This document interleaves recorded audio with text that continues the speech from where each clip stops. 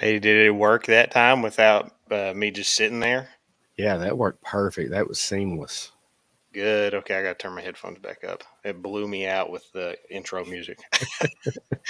All right. Well, welcome to Just Hucking Around Disc Golf Podcast with me, Josh from Daddy Dup Disc Golf, and over that way, Josh Basinger from Basinger's Disc Golf Channel. Basinger Daddy Dup Basinger Golf. Joshua Aaron Disc Golf. Joshua Aaron Disc Golf. That is our new merch line. No, I'm just kidding. We we don't have a new merch line, but we have our own merch lines, kind of. Yeah, true. Very All true. right. Welcome to the show. Thanks for tuning in. I'm going to give some people a little bit of time to start coming in. I know we've got like 3 watchers right now, so thank you. Share, please. We missed a week over here because of that random sporting event that went on. That wasn't hockey. Mm-hmm. It was football. So It's I like know. table tennis or something like Yeah, that. I it's can't something remember. like that. It's kind of like pickleball, but Yeah, with feet and hands and no paddles. and absolutely nothing like pickleball. And absolutely nothing like pickleball. But we got a couple people. I see Donnie's in here. What up, Donnie? Matt Oswald. I'm sorry, I'm not recognizing the name, but if you're new, thanks for tuning in. And if you're not new, I'm sorry for not remembering the name. We get a lot of chats sometimes. So thank you. And like I said, share. Yes, yes, Well, yes. how has your weekend, your week been? Been decent. Didn't get to play any disc golf really. I actually went out and today I filmed some the P Walk Ace Run challenges Oh, did you? today. So yeah, I filmed a few because usually I've been just doing one at a time, and I was like, this week I'm gonna film like 3 or 4. I think I filmed 4 in one day. That way I'm good for the next 4 weeks. So, how about yourself? I've done similar with the Ace Run challenges because if I don't, it creeps up on me really bad, and I might have the kids and I can't go out, so I'll do that. And you know what? It makes me sad though is when I have to film a few in a Yeah, row. I get I stopped know. because I didn't get the ace. I know. I just told you I filmed 4, so I obviously didn't get an I eighth know. the next 3 weeks. Yeah, I know where my line's at right at the moment. I had a idea today for a short, and I went out to try to get it done, and it involved you, and I was unsuccessful. So I'm gonna have to attempt it again. I could tell you what I was doing, but I don't know whether it would be funny or not for me to try. But I might die trying. Let's not die. That'd be great if we could not. Yeah, that's true. Make sure you're subscribed to our channels. By the way, Yeah, yeah, that'd be great. yeah, is Bay Singers at the bottom there, Oh, I like it.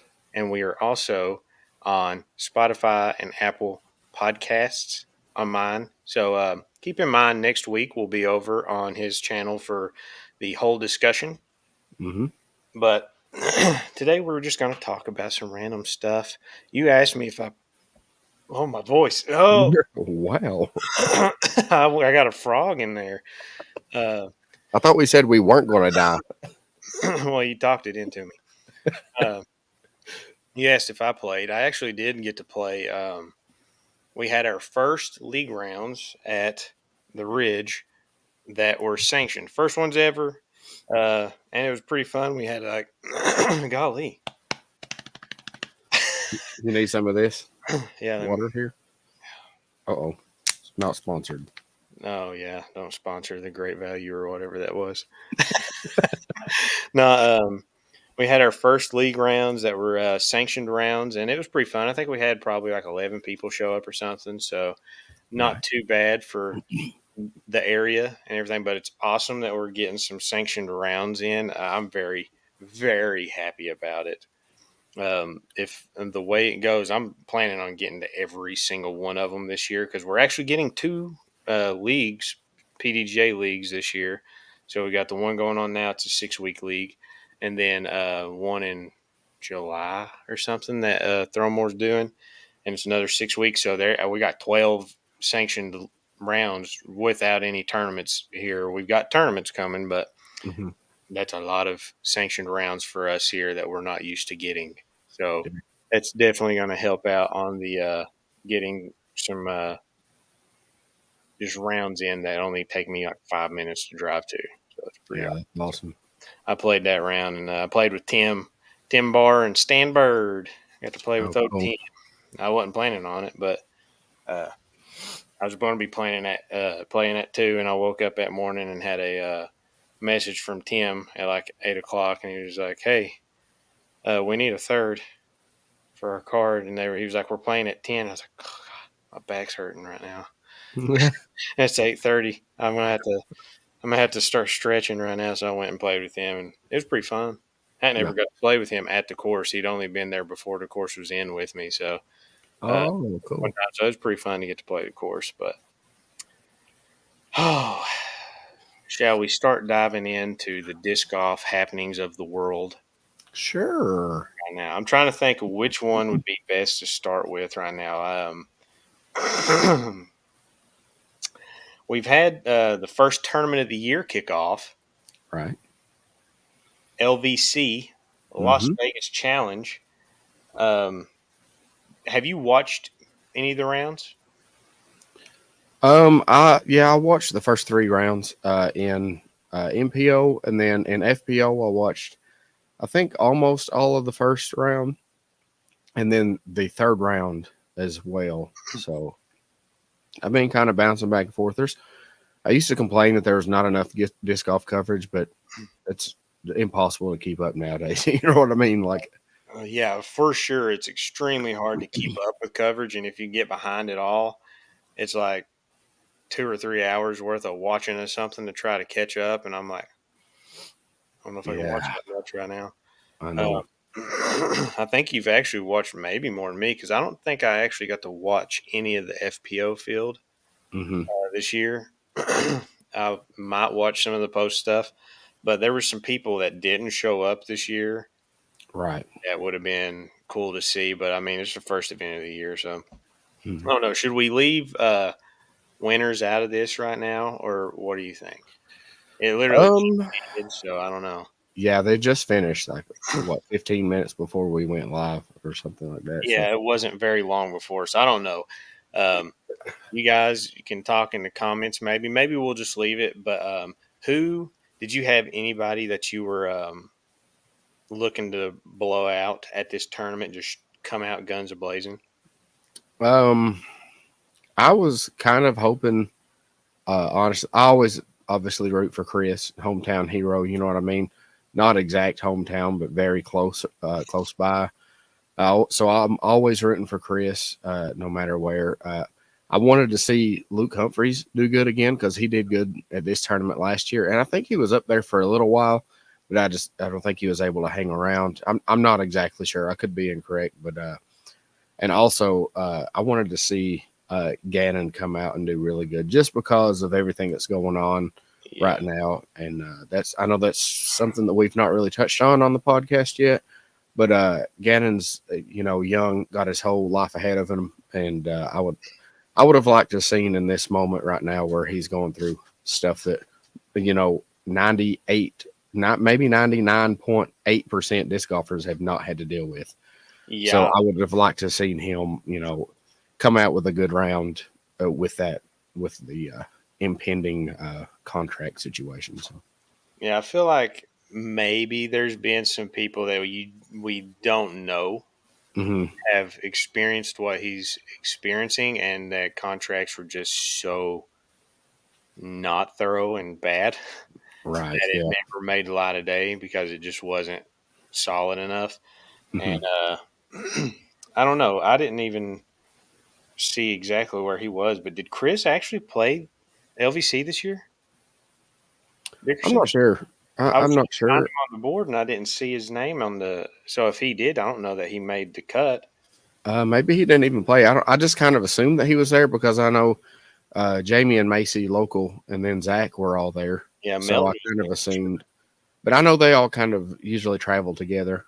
I think, if I'm not mistaken, Jamie Macy and Zach all traveled together, or at Mhm. least stayed in contact through their travels. So I just kind of assumed that Chris is with that. Yeah, I don't know.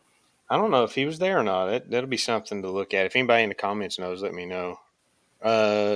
Staley said Ricky Wasaki, of course, part of the storyline, wasn't there this year, and Right. Dickerson did not win. So that Same did. for FPO. I don't know if you noticed, but there were several FPO players that were not there. That I made a mistake and did a poll on my channel and didn't do the research first, and made a poll with the top 5 players finishers last year of LVC, and 2 of those were not there. So 2 of those, one of those who won the poll, I believe, was not even there. So, Do you ever do the UDisc Grip 6 picks?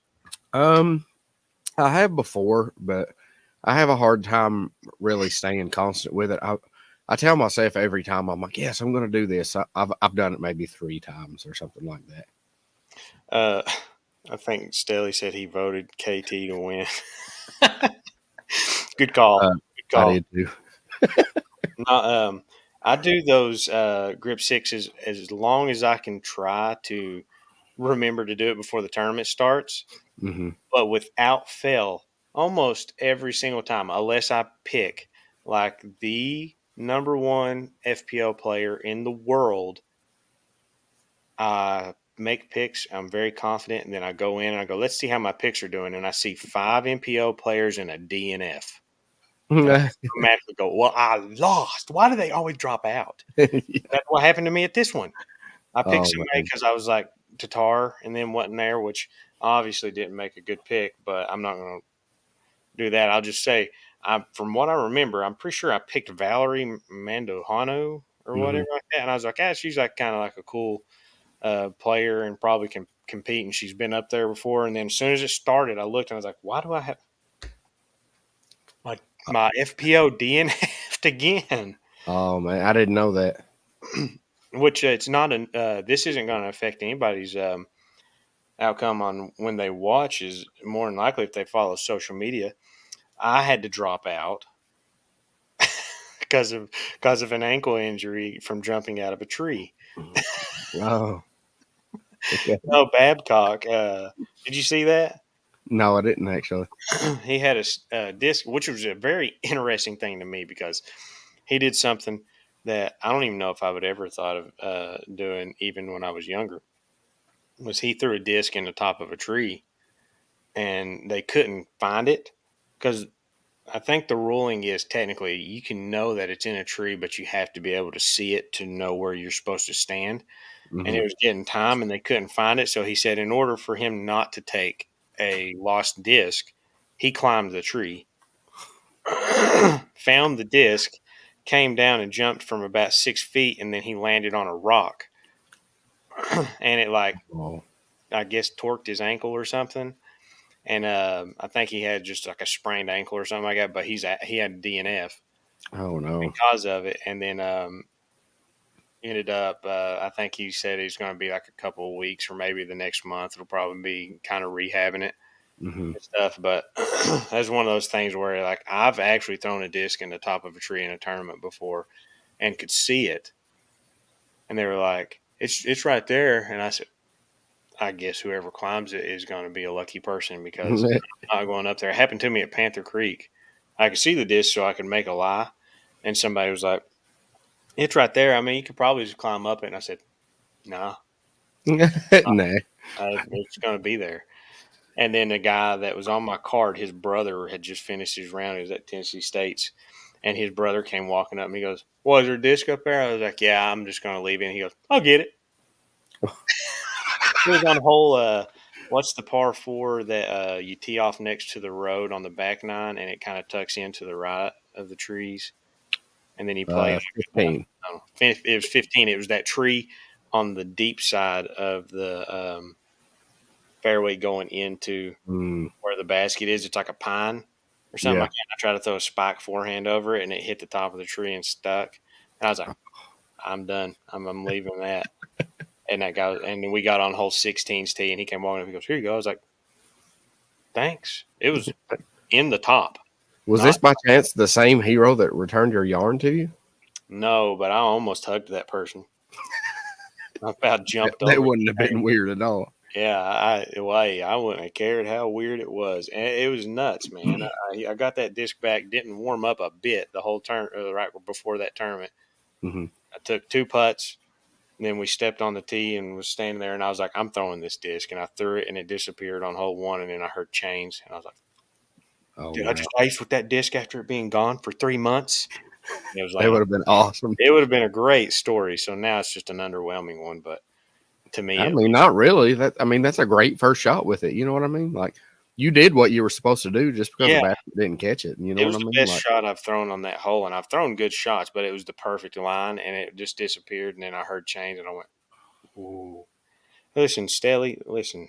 I would have need three extendable grabbers taped together to get that disc. It was not. It was very high up in the top of the tree. I've seen some stuck way there on hole 9 at Franklin Reno. There was one stuck up in the trees Hole nine. forever, right in the middle of the fairway. Oh, after that little like, it's actually kind of like a lefty hole, hole eight, and it goes up to the Yeah, right. The next hole. right. Yeah. So it was like way. I don't know what happened. I don't know how it got up there, but I'll tell you the funny thing was, one of the I work with Micah Catron. He now works at Halo, covering a few Is days he through the the new week. RPM guy? No, he's not. Oh wait, who am I thinking of then? I thought there was a catching guy that joined the team. Not that I don't think so. But there's three Catron brothers. But Who's the Isaiah or Isaiah oh, Isaiah Crawford. Crawford? Yeah, Is that who yeah, it yeah. is that just joined? No, Maybe? yes, yeah, he joined RPM. Yeah, but they got I think I'm pretty sure it was the Catron brothers that got it out of the tree, and it was like once they finally got it out after it had been up for there for I'm serious years, like it was up there for years, and they got it down, and it was like a DX wombat, and it was Oh like my just gosh! put it back up Throw there, it back. Yeah, just put it back. throw it back. No, And I don't know how a DX wombat got that high in the sky to begin with. somebody It probably might got not have been mad a at him. wombat, but it was something like DX. Like nobody needs it. You know what I mean? Like Somebody probably got mad at it and climbed to the tree and put it up there. Said nobody's gonna come up here to get this. I don't know if you saw, but Matt had said that Dickerson did not play Okay, LVC. So I wanted to shout I that hadn't out. seen It him. just left my screen, and I wanted to say it before. So thanks, Matt. Yeah, I hadn't seen him posting anything about LVC or any like practice rounds or anything. So I know it's been in the past that he's not been one to play the West Coast that much. So I think it's just one of those things, and it's getting to the point now to where hello, Well, you uh, have a fan. yeah, I have a fan. Uh, it's getting to the point I think now to where a lot of these players too are not really too worried about missing some of these tournaments Right. Yeah. because they've got so many they can play, and I think it's starting to get to the point where that like the pro card stuff or Hmm. whatever they're gonna do, like to get in. I'm gonna do this real quick, and I might start holding my mic for a minute away from that, so it's not quite as loud. Um, it's just one of those things. I think that we're going to see people. I mean, it's just like Macbeth is. His tour is not going to be anything. I don't think like anybody else's much this year either. Going over to Europe for so Hmm. much, so long. So long. But So long. I think we're just going to see that happen quite a bit more now. And if it's a tournament in that part of the world that he's just like, I just don't really care that much to play. He'll stay here and probably practice more and get ready for his first one that he's going to play. So, or go wherever he's going to play his first one. Because I don't even remember what the next tournament is. Do you know? Um, there's one that usually follows LVC directly after, but I can't. Is there like a Is it memorial? Memorial? Jinx, you owe me $435. That's oddly specific. I'm in debt. Waco. Okay, Wake Matt up. has got it. Matt's gonna. He's our info guy here. Yeah, he's straight up like, Yeah.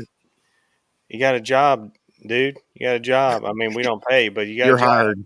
Josh Depp's going to pay you $436. What was it? 435. Get it right. So you get 434. That's a Oh, lot. That's 435. like that's 99% of my paycheck goes there. Waco. Harold said Tim and Donna. Yeah, that's coming up. That's here. Hey, we can do Tim member. That Tim, is the next one. Tam member. what the heck? Shout out Gerald. What's up? Um, no, I had some people that I was expecting to see um, kind of go off like normal because I feel like the LVC is like a bomber's course, and Hmm. people that can handle windy situations quite a bit. It was cool to see Simon though getting some good airtime with Yeah. a whole new bag, Hmm. and of course he had to do one thing that made everybody die. Did you see that shot where he threw Oh, the over the house. house? Yeah, Yeah, of course you had to see it. I mean, he's just a showman. he is. I like You Simon. know, It's it's funny to keep on base of the LVC. It's like I used to love watching LVC because it was a long time ago. It was like the different course, if that makes sense to me. Like it was the on the golf course, wide open, windy, and it used to be different. But now it's just like, oh, another golf yeah, course. You know what I mean? So now it's like lost its pet. I was talking to somebody, they're like, it's kind of boring watching. I'm like, it is now. 5 years ago, it was a different course that Yeah, or it was the different course on the tour. So yeah. It's. I think we've talked about it before. I don't think I understand the reasoning and why it's such a inviting type of disc golf for the disc golf pro tour and stuff to gravitate to because yeah, it's so much better for um, spectators and getting tons of people on the course without having much problems. And I mean it's funny too because a lot of people hate comparing disc golf to golf, yeah, but I mean literally that's gets you as close as you can in a tournament situation to what golf looks like in a tournament situation. Having people lining a fairway, looking at it, and watching and getting hit with a ball or a disc. that's Did true. you hear about that? I didn't see it, but Mm-mm. coming down the line, I saw Adam Hammis posted something about it. I think it was Barella threw a drive and hit. I think it was actually one of the course workers, like it was a Oh, wow. rangefinder person or something like that. I don't know. It just hit him, and it caused his disc to go in a hazard or something like a sand, one of those sand bunkers or something. Oh, wow. Yeah, so I mean that kind of sucks, but yeah, I I mean mean, that's growing pains of the sport. You know what I mean? it It's is. going to happen more and more common. So, Yeah, like the golf course golf for me is okay, but like you said, it's kind of gotten to the point to where you see it so often now that it's not different. It's becoming more of the norm. right. And I like woods and watching people like just completely shred lines and fairways that I know is just like look like you're threading needles. Hmm. Whenever, especially if I've played a course in person or something, like watching coverage of Dickerson play Panther Creek or Yeah. something like that, and then knowing how hard that course plays and Right. watching him shoot like 15 under on it and just go, Hmm. I like that type of golf to where they could manage having the open holes and stuff. But like I said, logistics for them as they're looking at that. So it is what it is of Hmm. getting more spectators out. And they could maybe in the future, it'd just be one of those things where heavy spectator days or something, Hmm. switch it between courses and be like, hey, it's going to be limited on this day. And uh, at the golf courses is where we get the heavy spectator presence and stuff because I like seeing the mix of woods because it benefits all the skill types. I think whenever Hmm. you do that too, separating the people that are known for woods and hitting lines and stuff have their advantage on a course, and the people who throw 600 feet and can bomb a hyzer as far as they want have their advantage on the day. And then they're on a golf course.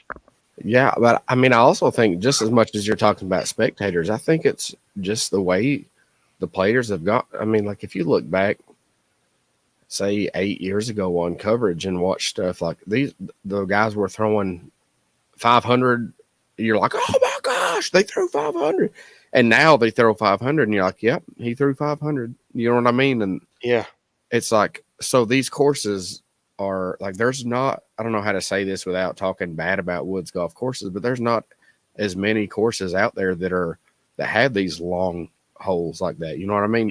Because I would say, even, I'd say I don't know who it is, and I'm not trying to talk bad about any of them because they're all better than I will ever be at disc golf. But the lowest person who has a tour card, the lowest rating, say it's maybe 1,000 rated or something like that, Yeah. their their shortest distance is going to be, or I mean, like they're all throwing over 400 feet. You know what I mean? That's what I'm saying. Like 400 feet is the bare minimum for them nowadays. And then you look at some of these courses, the wooded ones on tour, and they're just irrelevant now, unfortunately. I mean, just because of the distance. Like I know intermediate guys who throw 500 feet, and I'm like, Oh yeah, for sure. you know, so you No, can think what the bottom line is on the pro tour. yeah. I mean, like from what I understand and what I hear, a lot of random pros kind of talking about is to be able to really compete. Hmm. You might not necessarily put yourself in a situation to be a winner all the time, but if the right course came up, you could. Is you need to probably be consistently able to hit like a 450 Hmm. shot for tour. Like not just like that's my max distance and I'm only going to hit that every now and then. It's just like being able to hit a 450-foot drive fairly accurately Hmm. to compete. Because I mean, a lot of those holes too, especially if it's a 800-foot hole, if you can hit 450, you've got yourself a 350 shot to the basket. Of course, like you said, if you've got somebody who can throw six, their second shot's going to be a whole lot easier, but Right. you can still manage to get the same score at that Hmm. point. But Because it's still instead of, placement, you yeah, know? I mean, if you get over the 400-foot mark, you've cut it. You've went past half.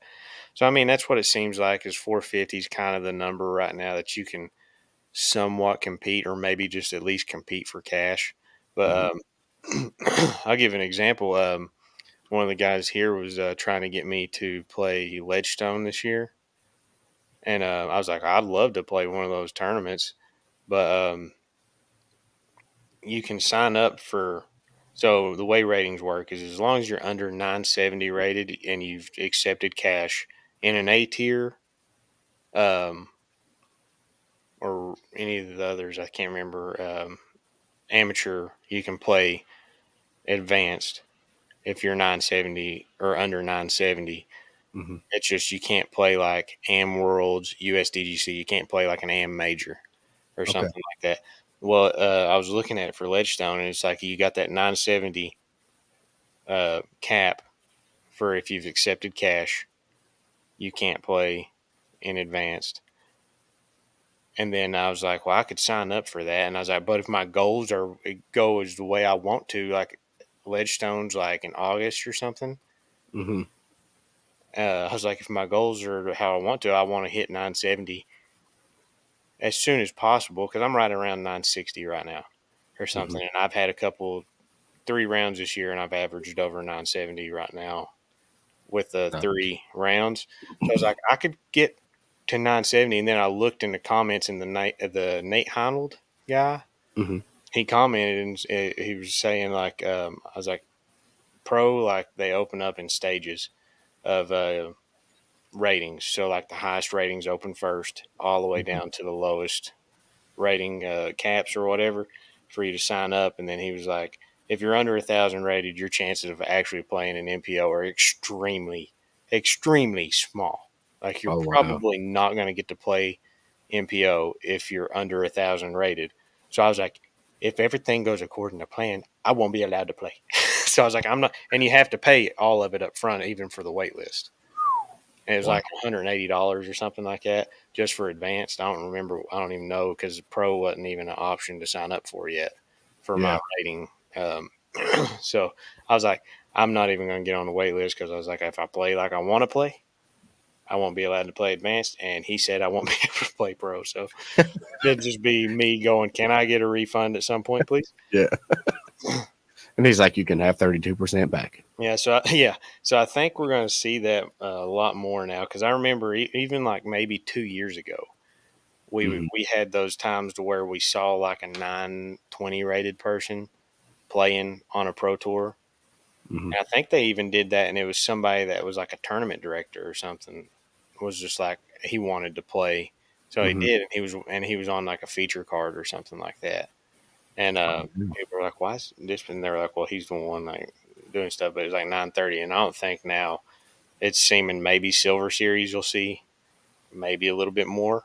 There was a Silver Series coming to North Cove, and I was like, "That'd be cool to play," but it's full already. Oh, is it really? Yeah. Wow.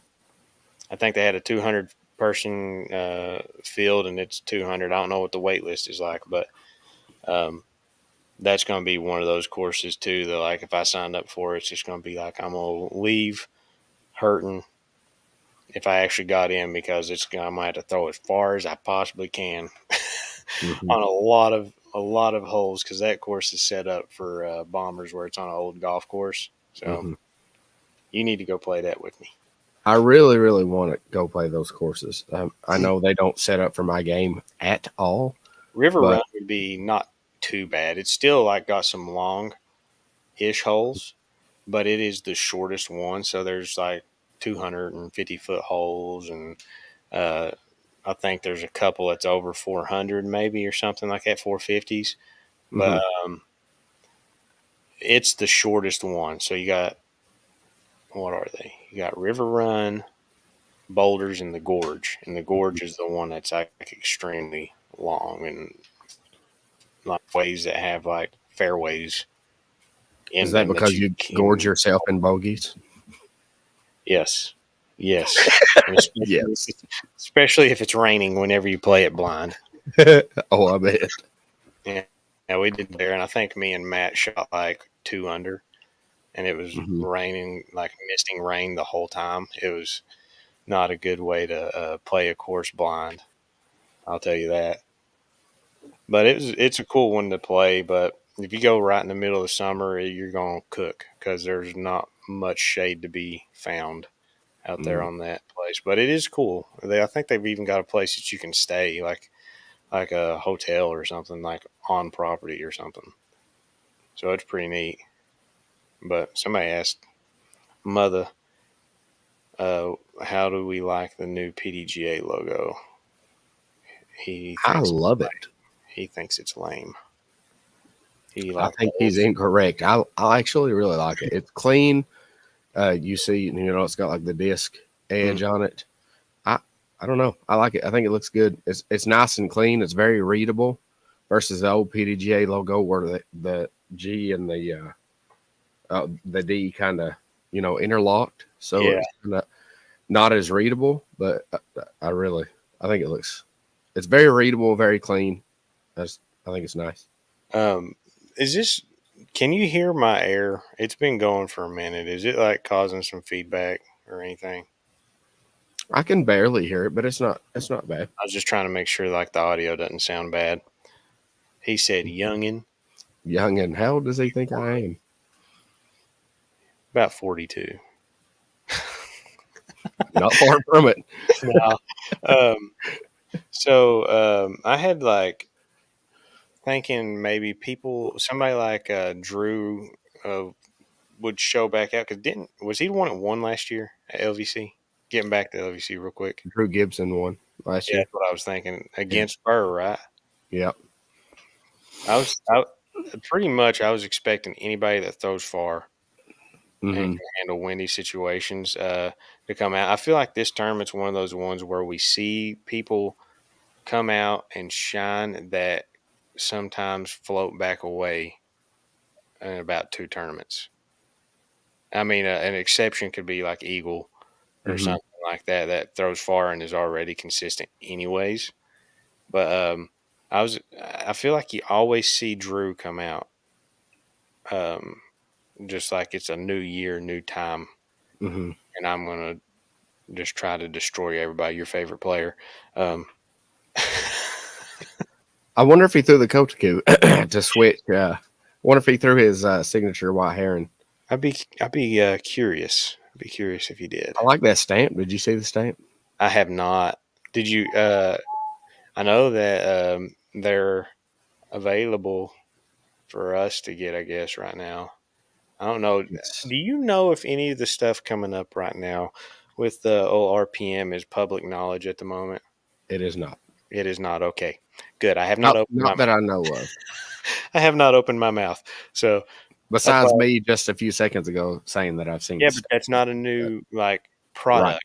right. Yeah. It's a stamp and he's posted about it anyways. So like Okay. about like he's not necessarily the disc is out, but he was getting a signature Kodak Yeah. True. version. Yeah.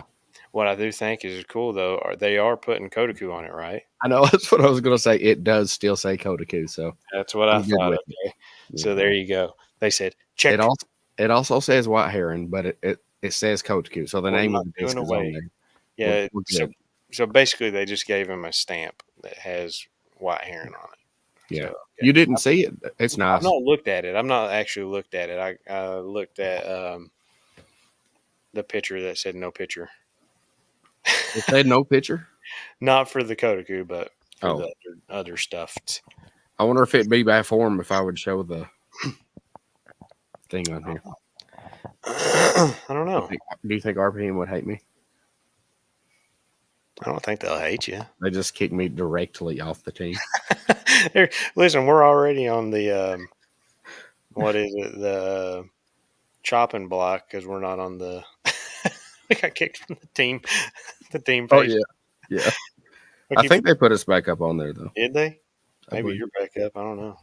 I don't know. I've not looked. I don't. I'm just a shout out real quick. I don't know if you saw our teammate Ben is actually in Auckland, New Zealand right now. So Oh yeah, I did see that he was there. He just got Staley's trying to get us to spill beans. I did see that he landed there like a day ago or something. hmm I would like to go to New Zealand. yeah, let's go. Hey, Okay, Billman's maybe he can get us to hook up on some tickets. He's you probably could. It yeah, would be cool. I would that like to would do. be I've amazing. never left the country, so I've only been to Canada. I've been to Canada 3 times, but outside oh of that, Canada, are you I've never. Canadian? No, Don't lie to me. I'm not. Don't you lie to me. I will change the name of this podcast. To what? He lied to me. Hey, just ducking around. Oh, that's funny. It's Uh, for some reason not letting me log in on my phone, so I don't watch know that I'm. got stuck on my headphone cord. Um, yeah, I don't know if Basinger's going to show that or not, but yeah, I was expecting Drew and them, which I think he was doing pretty good. I don't remember exactly what he was doing coming down the line, but yeah, did any like you listeners here, Stellier and them, did y'all have any guesses of who's going to win or who you were rooting for? Oswald threw RPM before it was even RPM.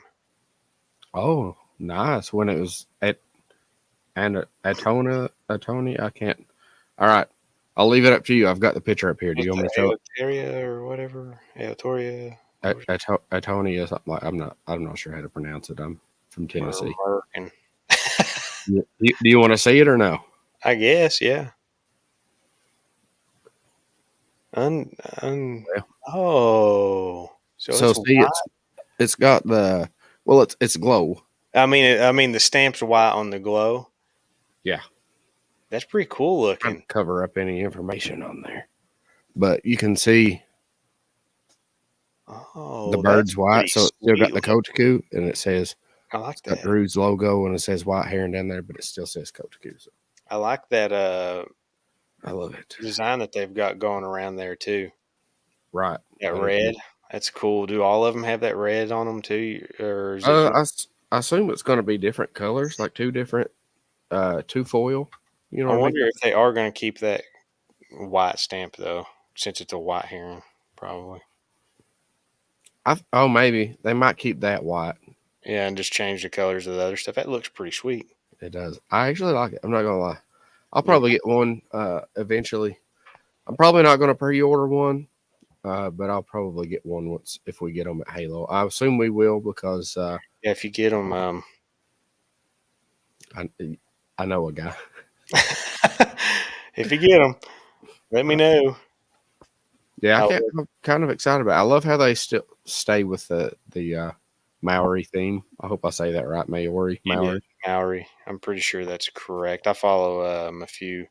It's funny. I follow like all kinds of just random stuff. So even before I was on the team, I was following New Zealand Oh, that's cool. people for other stuff. And have you ever watched How to Dad? Mm-mm.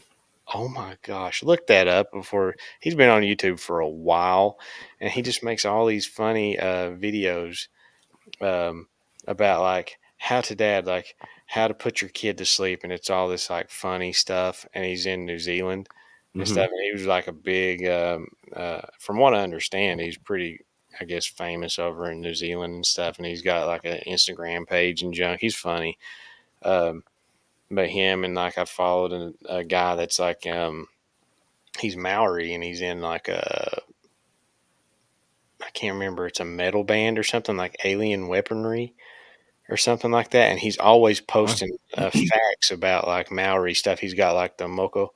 I don't know if I said that right or not. On his like he's getting the tattoos and stuff, Hmm.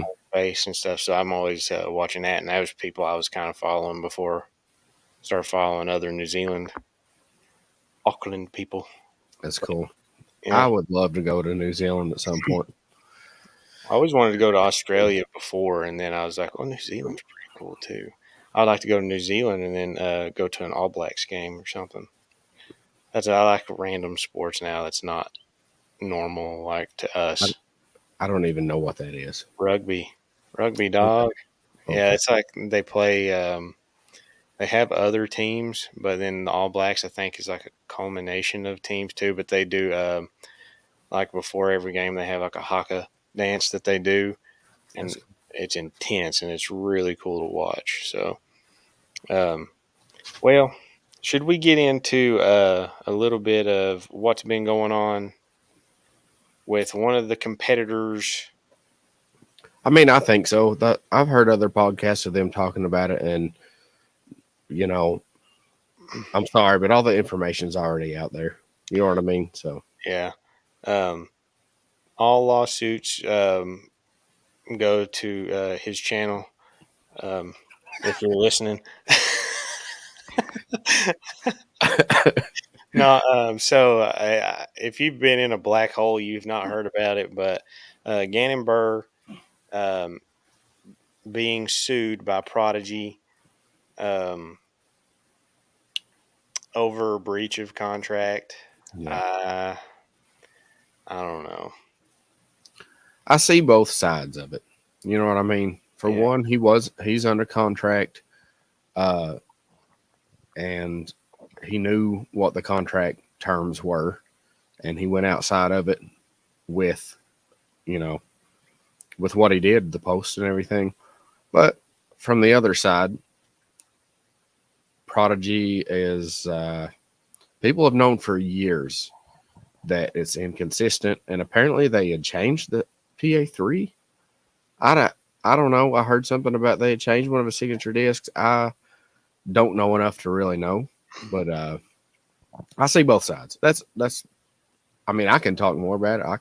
I don't care. I'll talk all day about it, but I want you to give your thoughts as well. But I see both sides, but I'm leaning towards Mr. Burr on this one. Young Mr. Burr.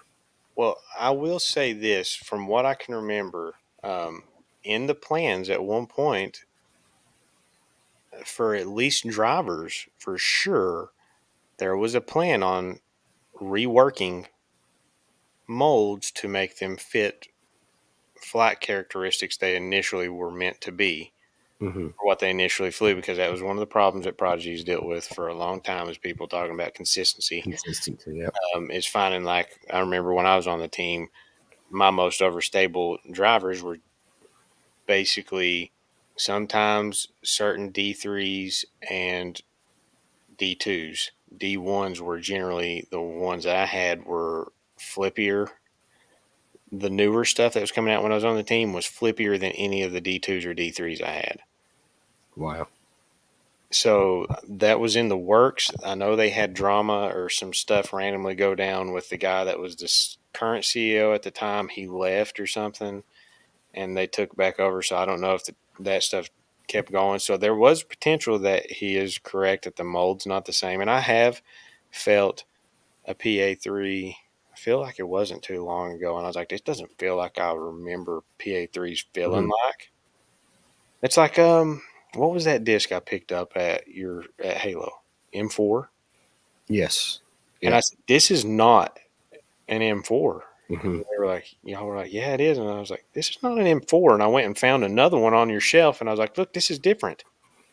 It's a different shape. So there's a chance that they are retooling or Hmm. reworking molds like they've redone. And I mean, molds change over time. So who knows? Who knows? Maybe they got new molds made that were how they used to be. I don't know. And Hmm. just over time, because they've been doing discs for a while, that they've just slightly changed over time. Hmm. I mean, you're dealing with a lot of heat. Heat can change what a metal form is. Just I don't know. I'm speculating at this moment, and maybe that's what they were doing. But I think. I mean, it's hard to tell because the contracts have been so weird. It seemed like at one point he did have some reasoning in the contract being breached on their side Hmm. with not paying him the bonuses that he had.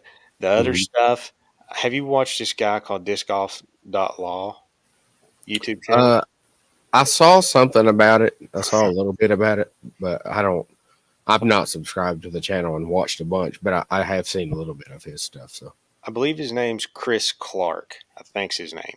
Um, it's funny. I've watched some of his random stuff because just random disc golf stuff will pop up sometimes, and if I click it, more of it will come up. Some obviously YouTube algorithm, yeah. So I wish y'all would do that to my videos more. So I would be in your face all the time. Maybe I am. And there's only like 10 of you. Quick, quick statement. I will say real quick today. The YouTube suggested me Takapoo Ace Run #1 from you, and I was like, "That's years ago, Are you or kidding me? not years, but It feels it's like been a years ago. while." Yeah. So that yeah. So okay, but That's go so back. I just funny. wanted you to know that, so you know that. Yeah. That is so funny. Uh, calm down, computer. I'm gonna fly away. Um, fly like an eagle. Um, yeah, he was making. My watch keeps catching this thing, and I'm waving. Uh, he was talking about it on a podcast and on his own channel and stuff, and what it seems like is like what he's dealt with because he's a lawyer and he does. I think he's started helping some people in disc golf and stuff on contract sides and negotiations and stuff. Is that part was kind of was a material breach of them not doing the bonus, but they had time to resolve it and they did.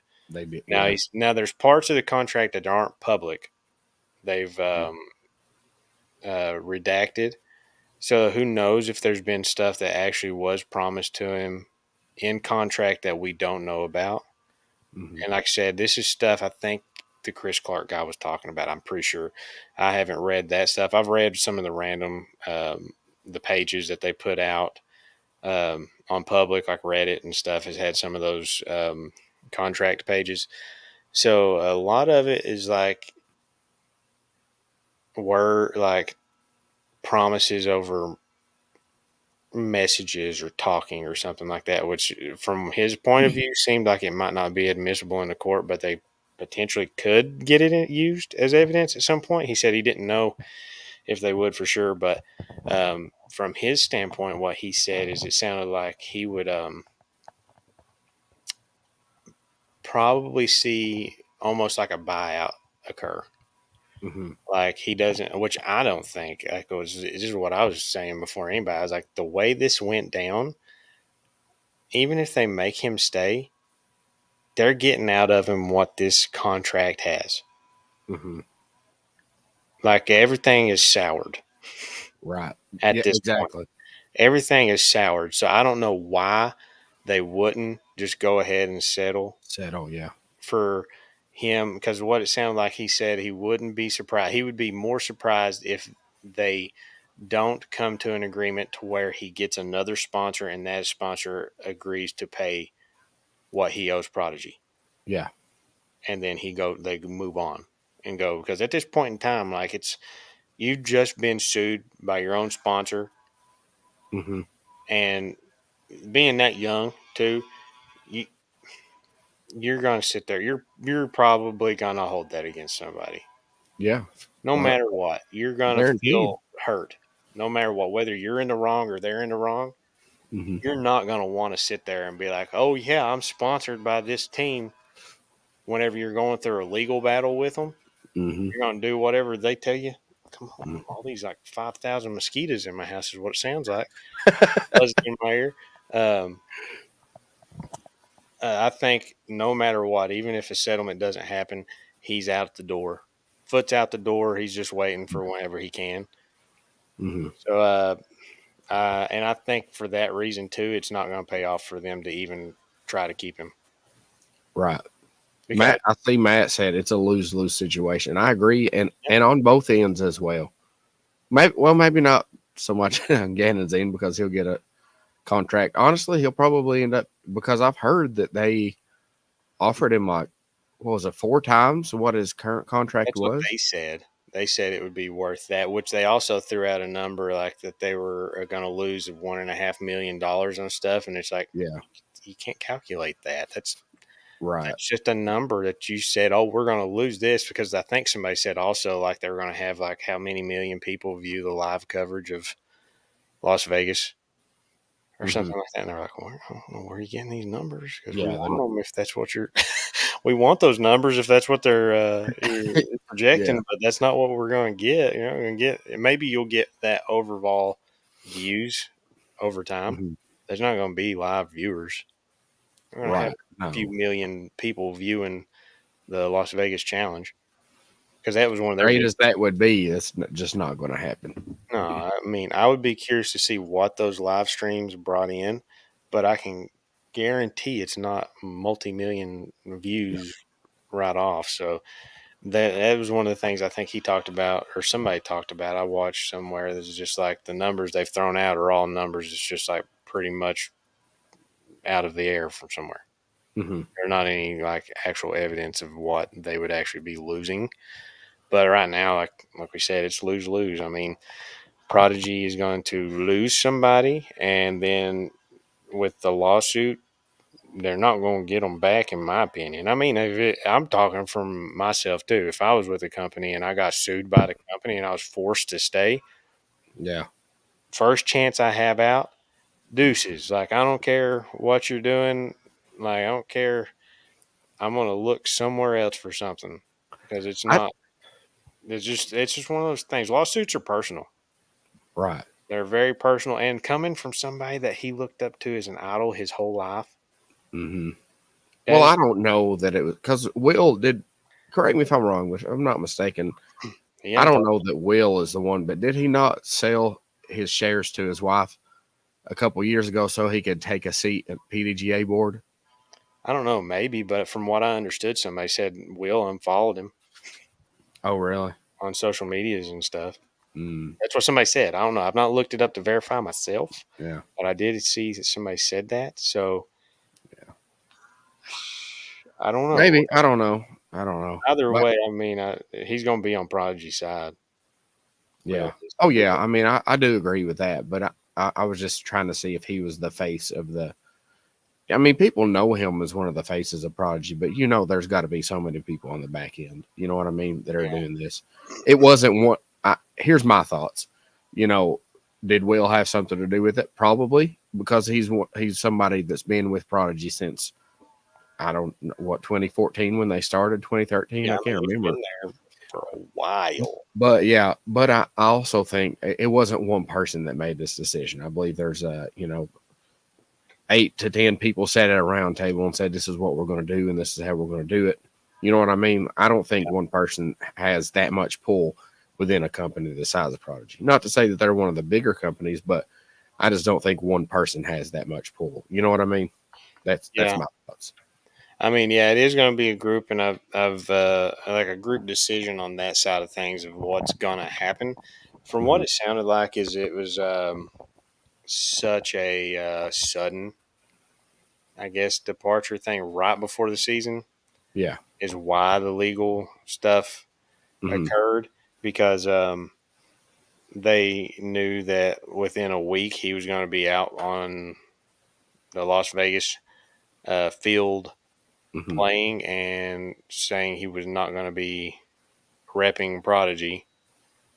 It's funny though too because I've seen people go back and forth about the statement they made too in their lawsuit about not having any A tier, basically like a or a Top tier players, right? Yeah. high profile player, and everybody's Hmm. like, okay, but I mean, Now that was going to be my next question: is what do we think in the comments, and then you as well, Josh? What do you think? Does Prodigy say they don't, have any further issues? Say they settle out and all's good, per se. Do you think other players leave Prodigy once their contract ends because of this? I think there's a chance. Um, well, I mean, one thing to look at too as well. Somebody else brought up, I think, brought this up was Babcock. He Hmm. left, went to Discmania. Hmm. Um, is it him? Who is it that has that guy? That is it Gannon, or who is it that always has that Matt guy that wears those funny shirts? It's his caddy. You know who I'm talking about? He's No. sponsored by Discmania now. He just got sponsored by Discmania. He's not like a Pro Tour player. He's like a lower level player. And he was on the bag. Maybe it was on Gannon's bag. He was holding Gannon's bag or something like that. And he's wearing his own Discmania hat and got his Discmania water bottle. I follow him on there. It's Matt something. Mm. And they're saying they're all buddies and all but Gannon are all Discmania now. So I was sitting there thinking that maybe he'd been looking at that as a sponsorship potential. Yeah. But I don't know. We'll see. I don't know. I think there's a chance that we see people drop just like because I feel like Dickerson had a similar effect. Yeah. I agree. Dickerson left in the same year. You had like three other pros peace out. From what Hmm. I can remember, Katrina left at the same time. Dickerson left. Matteo left. I can't Hmm. remember if there was one other person that left or not, but I know there was a exodus Hmm. at multiple levels of the company. So I don't know. I mean, they've done said it like it's a lose lose. At Tom, they lost Thomas Gilbert this year as well, Yes. Yeah. and I've already speculated about that too. I thought like it would have been what we talked about with him and KJ chucking those discs into the river at Waco or Hmm. whatever like that. Like that was, I was like, are we waiting to see KJ drop a bomb and be like I'm out? But I think he's just too um, in the seat right now to where he's just like I don't Yeah. care. Well, Or the, KJ's got a lot more riding on it than what Gannon does, simply because Gannon's 17 years old. yeah, KJ's got his DJ music. He's got his coffee brand. He's got, if I'm not mistaken, isn't he working something with his own clothing through a company as well? Like, you know what I mean? He's an older. He's not old, but but you know what I mean. He's older. His name is more established in the sport yeah. versus Gannon, who's just 17. Came onto the scene what 2 years ago. Basically, yeah. I mean, yeah, KJ like is one of those ones that had his breakout and Yeah, then has kind of coasted yeah. on it. He's one of those people there for like 2 years. I kept on going. I think he's going to come out guns a blazing this year. Like Hmm. for a couple years, I was like, we're going to see him at the top every time or Hmm. something, and then it would just be by chance one or another. It's not that he wasn't there. It's just he would not like rising all the way up to the top. I feel like he's one of those ones that was sitting like in that top 10, Hmm. top 5 sometimes, but wasn't like always pushing the lead card. And it just felt like you wasn't seeing him. Right. Yeah. because he was there for like a year. Um, I think it was that year he signed the big contract or whatever with Prodigy. A few years back, he signed that big contract or something, and it was like right after that, it was just like he kind of leveled off. So, like you said, Gannon's on that up trajectory right Hmm. now. He even told some people, which Gannon is such a gigantic troll Is he? of just, yeah, you ever follow anything he says or does stuff? He's constantly trolling people and Mm. stuff, even like real, like, pro disc golfers. Like, he's just straight up just like always trolling them. Like, he posted a video on Instagram like a year or two ago, and it was right before season. It was him like crushing a drive like 450, and he was lefty. And he was like, yeah, coming out this year. And then people started to realize he had just taken a video of himself riding and reversed it. Oh, okay. And then he was like, oh dang. And then he does all this stuff like big sponsor coming out or something like that. Because he Hmm. was he was I wonder if that was in his plan all along, was to troll people and then to come out and be like, all right, no, I actually am leaving Yeah. Prodigy, because Maybe. he came out and he was, I think it was like a beef jerky. Like the Garrett Girthy or something, like Hmm. sponsor or something. I can't remember what it was. It was something small, and it was like, yeah, this is my sponsor, my new sponsor announcement or something like that. But he's constantly trolling people. But he told, it was on one of the Jomez videos that I watched here in the past day or two. It was like Big Germ or Sexton or something like that. He told him that he gained like 25 pounds of muscle Yeah, I heard that. or something like that. And I was like, I don't think he gained that much muscle, but they did say he was taller now. Yeah. Like he said, Germ Said said he was he's taller taller than than him him. now, Yeah. which is going to come with weight, but also throwing like 50 to 100 feet further or Hmm. farther than he was already. I'm like, well, no, that's just not okay. Yeah. That is just Actually. not okay, because he's already crushing. That's kind of a scary prospect there, because that kid's already up on the level with getting close to like Eagle and them on that side. Hmm. He's not to there yet, but he's up there. Yeah. I think he's at least top five, top six in the world of being able to throw very far. Yeah. I Stelly actually agreed with talked to something I said. Gannon last year. I don't know if I ever told you that. No, you didn't. Yeah, I What you had talked to him I'd made about? a post on there was like a Prodigy video or something like that. They was talking about I don't know what the video was, but I commented on it and I was like people should come to Halo in Whitesburg. We got a bunch of the old Prodigy stuff. You know that. We still have a ton of the old Prodigy stuff. And excuse me.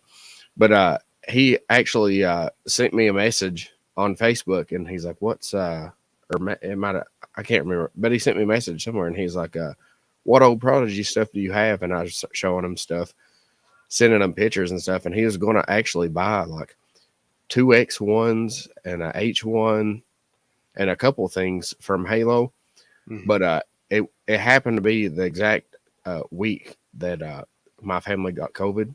We all had COVID, and I told him I was like, well, I don't feel comfortable like sending this to you because we have COVID, and I don't really want to ship COVID in the mail. You know what I mean? But he actually was like, it's all right, I've already had it. But I was like, I'm not gonna, you know what I mean? There's other people involved in this, me Yeah. packaging this up. So I was like, I'll just wait. And then when I when I did go back to work, like the season had started, and I was like, I'm not gonna bother him when the season's going. So I just never messaged him back. But so I maybe he thinks I was a troll.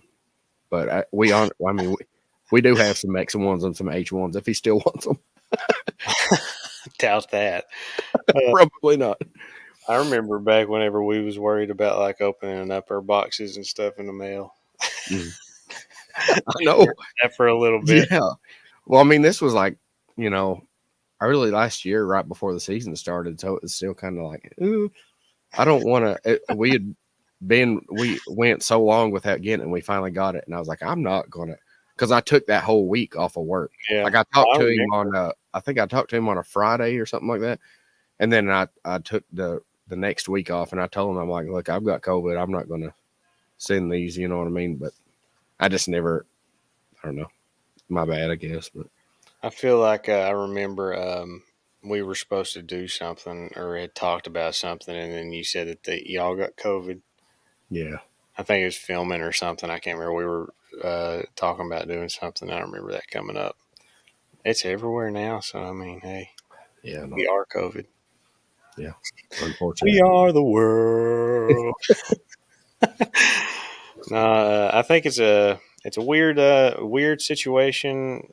Hopefully, it's resolved soon. But I do think it's gonna end way better probably for Gannon than it is Prodigy. Right. Yeah. I just don't see it going very well. I don't know.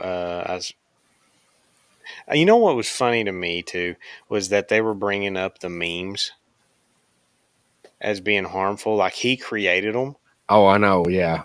They were like Prodigy, R.I.P. Prodigy on a gravestone with his pictures. Like he didn't make that picture. Yeah. Somebody else did. Like it's just his face photoshopped. Oh, Like anybody, like people do that all over the time. That's not going to be relevant to your case. It just makes it look kind of stupid and funny at the same time right. because you're just showing. You're just bringing attention to the meme. Hmm. And we were talking about earlier. Earlier's earlier we were talking, and I meant to say it then, and we kind of strayed away. But you're talking about the mold differences and changes, and I know for sure that working at a disc golf store, I know there have been some changes because you can look at the old Prodigy stuff, uh, and see, you know how they do it, Josh. They always pin. They use a Sharpie and write the weight, disc, plastic, and mold in the rim. Yeah. All of this new stuff, those Gannon Burr D1s that came out, uh, it's pinned in the middle, which is what they do at the Equine, whatever. I'm calling it Equine Oh still, yeah. and it's pinned in the middle. It doesn't have it written in the rim, so that shows that those Gannon Burr D1s Are were getting molded manufactured somewhere else. in China, right? Bum bum bum. He's And gonna that's use, just an observation that I've made he's working gonna at a use our disc golf store. podcast in court. Hey, that's go for it. I'll sell them those X1s. Dude, that's interesting though because Prodigy 100% have never written on the flat plate. Right. They And now it, always do it on the inside of the rim.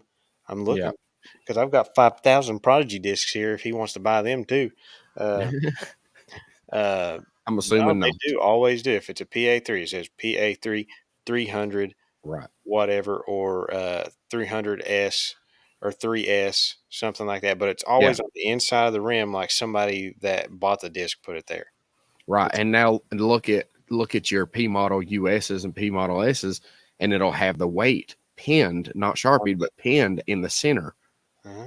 near that injection point there. So that's how you can tell They the moved difference. over. They moved some production overseas, and that's a Right. very big. That's a very good point to where they may have made new molds for every disc that Hmm. they manufacture out of the original lineup. Hmm. Well, Basinger has broke the case. Not necessarily. I'm sure lots of other people who throw Prodigy have already broke this case. Well, You know what I maybe, mean? but they But might not have actually like pieced that together. I threw them and didn't even think about that.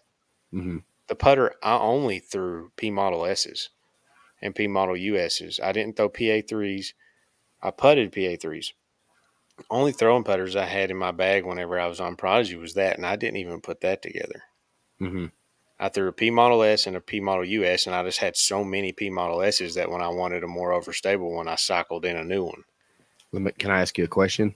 Yes. Remembering your P Model S and P Model US, do you remember the weight written on the inside rim? No, that's what I was saying. I don't remember ever even paying attention to that. That was No. the thing is, I wasn't expecting that. I don't think either because I knew those were in a different place. Right. Like I remember getting those discs and not even knowing if it didn't have the right stamp on it. I can tell you this, like the Ace Run challenges, Hmm. I had to hold other people's discs to tell them what they were when they took the sticker off Oh wow. because the stickers would say PMUS or M M O MMUS S. or Yeah. MMOS or MMS or something on it, and I Hmm. would just have to be like, let me have those because they're those the Par Two Challenge stamps, so they Hmm. don't specify a disc name on it. So once the stickers are removed, you just have to know there was nothing written on them except their weight, maybe like you said, and it might have been in that middle circle Pinned right in the or something center. Yeah. like that. I And think it's just above it, but yeah. the P Model S I remembered had a very small micro bead, and the P Model US didn't have a bead. So I would be like, they'd be like, "What is this disc? I want to get another one or something like that." I'd be like, "Let me Hmm. see it." I'd be like, "This is a P Model US or something." Hmm. So that's what you're gonna have to look for because they didn't have it on the disc anywhere Hmm. to know. You had to know what a P Model S and a P Model US felt like. So that was different. So that is quite interesting to me. Hmm. I don't know how interesting it is to everybody else, but it is interesting because that does point to maybe he has a little bit of a point there. Although that's something that probably 100%, that's my favorite thing, probably 100% is not in his contract Yeah. to cause a material breach if they change a mold or something like Hmm. that or change manufacturing. Um, but I don't know. It's just a weird situation. That all kind of started honestly in 2020. I started noticing that we would start, oh, because they really made a push for a bunch of that Ace line stuff Oh, yeah. in that time. You know what I mean? And it makes sense because they couldn't, they had plastic issues over here, or not issues, but like they couldn't get plastic as easily Yeah. over here as what they could in China. So they were getting them stuff made in China. And I understand that, you know what I mean? So then they started like ramping up stuff. My true thoughts are that they've outsourced molds for, say, the D1 and put it in, put like, someone in China has the same mold, but different cooling processes and stuff like that. So it's going to be obviously different. But you can see for sure that some of those, if I'm pretty sure it's the Ganon D1s, but I know for sure there are definitely other ones that say that, and that's a different way you can tell that it's Proflex plastic. Correct me if I'm wrong. From uh, Ace Line, correct? It's The clear Proflex. stuff, it's like supposed to be like Yeah, 400, the clear 400. yeah. So it's Duraflex was the star type, Yeah, and Duraflex was that like Proflex was opaque. the right. Yeah. So the Proflex is the translucent, and I saw several molds that came in that it had stamped on the top 400 plastic, but the bottom would be pinned PF or something? instead of no the Oh, weight in the okay. middle rather than in the rim. So I knew that it was actually Proflex plastic rather than. Interesting. That's interesting. You see, and that's the thing too. Proflex came out after I left the street team, so I never did throw that plastic. Okay. So I've felt it a couple of times. I think Jimmy maybe has like a Proflex, like P Model S or something like that. Hmm. I had people throwing P Model S's like crazy around here for a while. I mean, I really liked that disc, and like I said, I'm gonna go be upfront with this. Like from the standpoint of like when I started disc golf and stuff, I always liked, I loved Prodigy's feel, like the Hmm. plastics and stuff. I know not everybody does, but I always really liked kind of gummy, um, really just like discs I can work my thumb into and just get a good grip on it. I always felt like they had pretty good grippy plastic, and I always liked it. I bagged it for a long time before I was on the street team. Then I went away from it, and then I got onto the street team. It was funny. Got on the street team and wasn't bagging a Prodigy disc. And then I went full Prodigy, and I had some left over. But I always liked that plastic, so it's not me hating on like the plastic. But the thing was, it was finding discs that um, Flew true. flew true for the most part. Hmm. To me, the part that you had to find the ones that flew true was in the 11 to 12 speed and higher, generally. Like maybe some of the fairways were that way. Light, We've gone. lost the light. I've lost my pink light. Uh, Will Schuster came and unplugged it.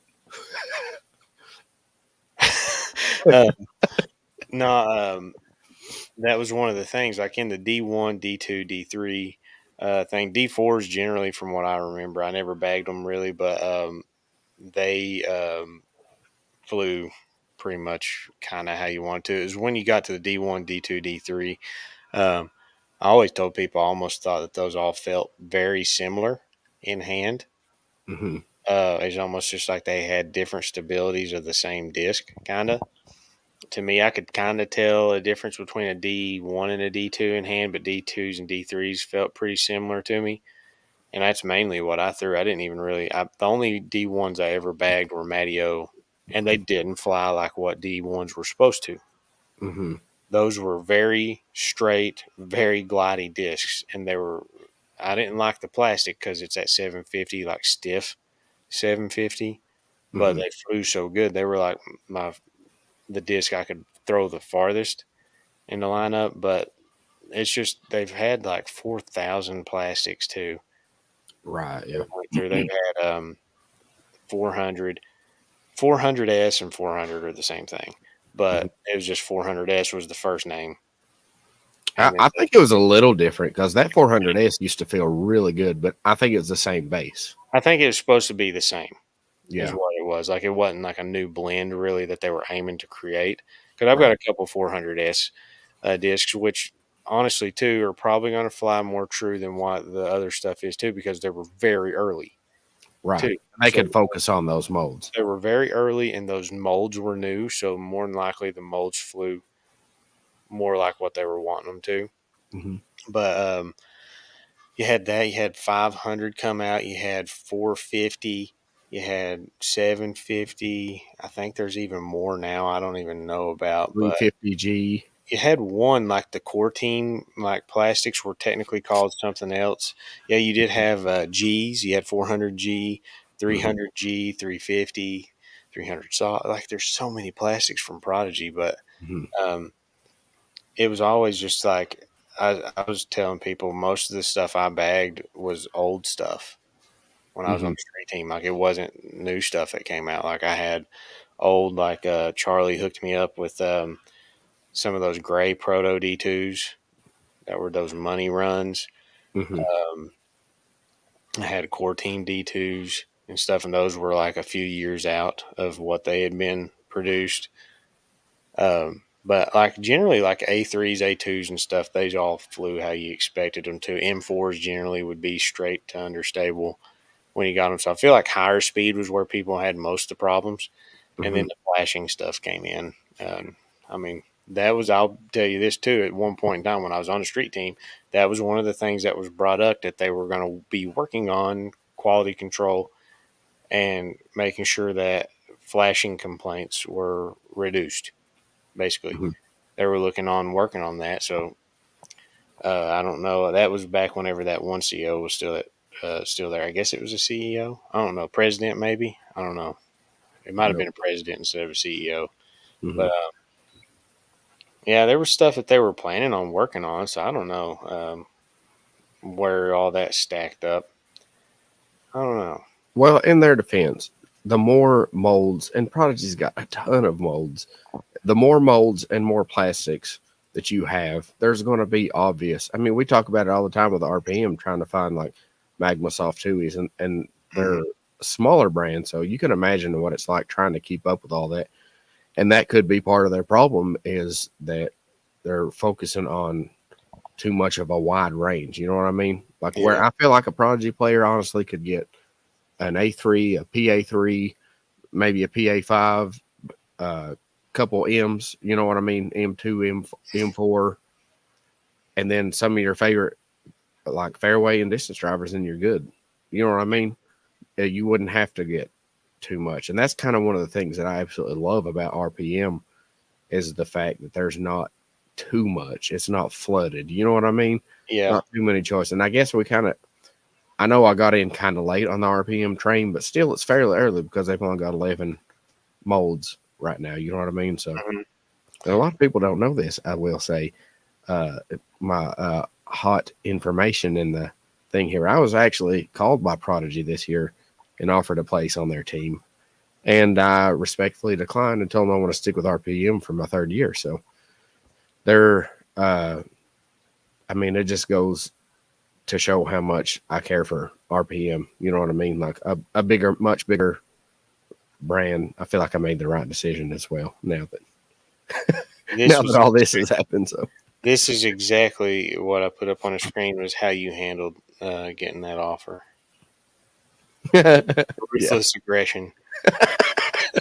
That's how they're not even talking about anything we're talking about, but I'm no, in that comment right now. Uh, Stelly's right. Stelly's right.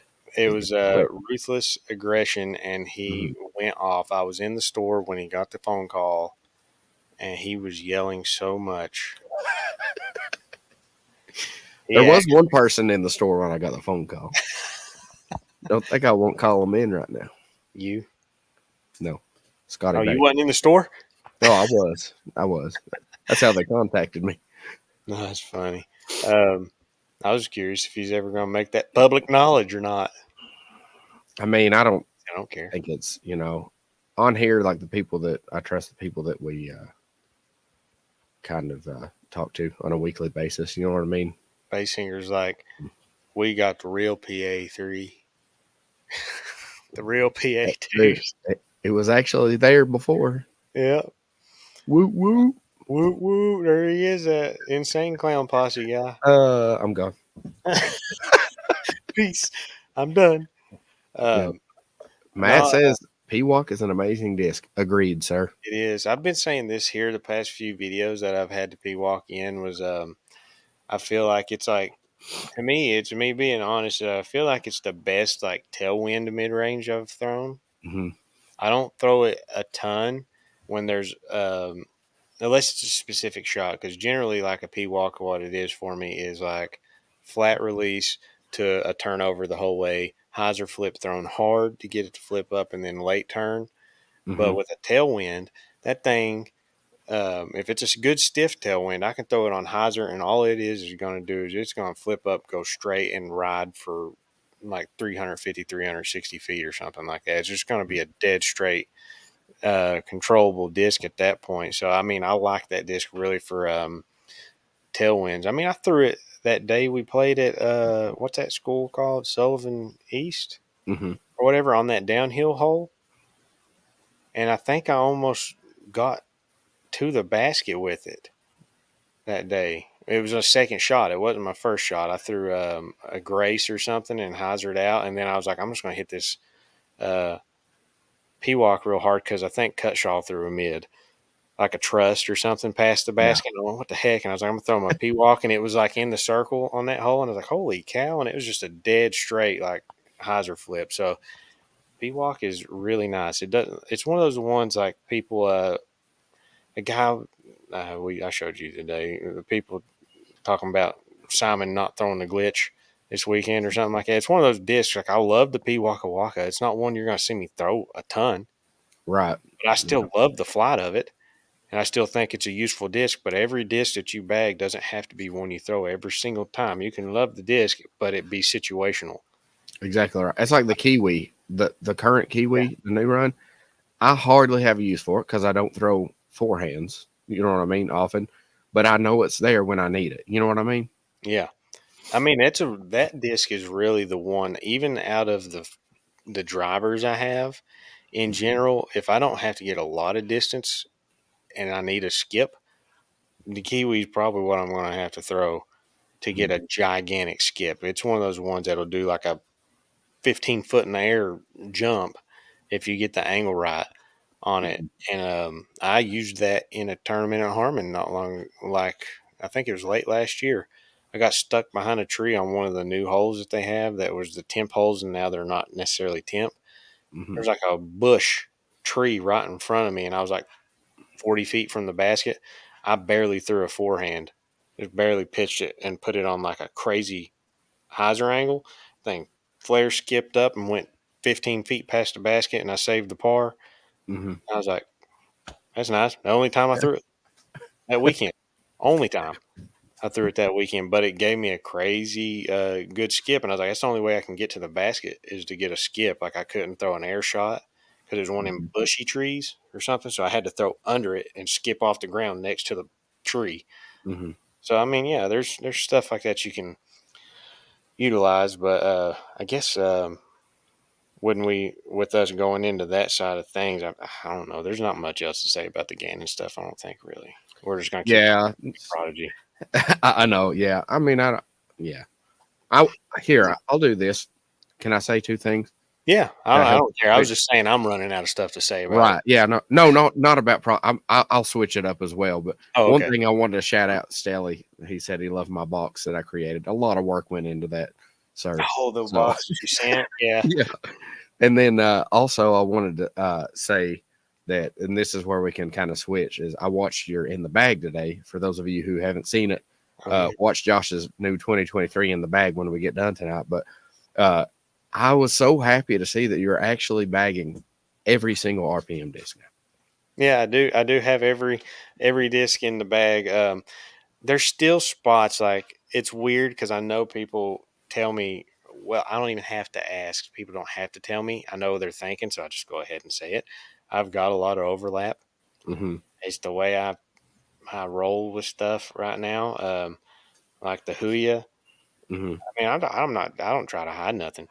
If there's something that a disc is not offering to me that I had before, I'm going to be looking for that. Right. Yeah. So, like the Huya, it's very useful. It's a good disc, very turn resistant, very good for winds. I can't throw it very far. Right. It doesn't have a lot of glide. I feel like honestly, I think it's a 5 glide. I Hmm. think I honestly would put it at a 4 myself.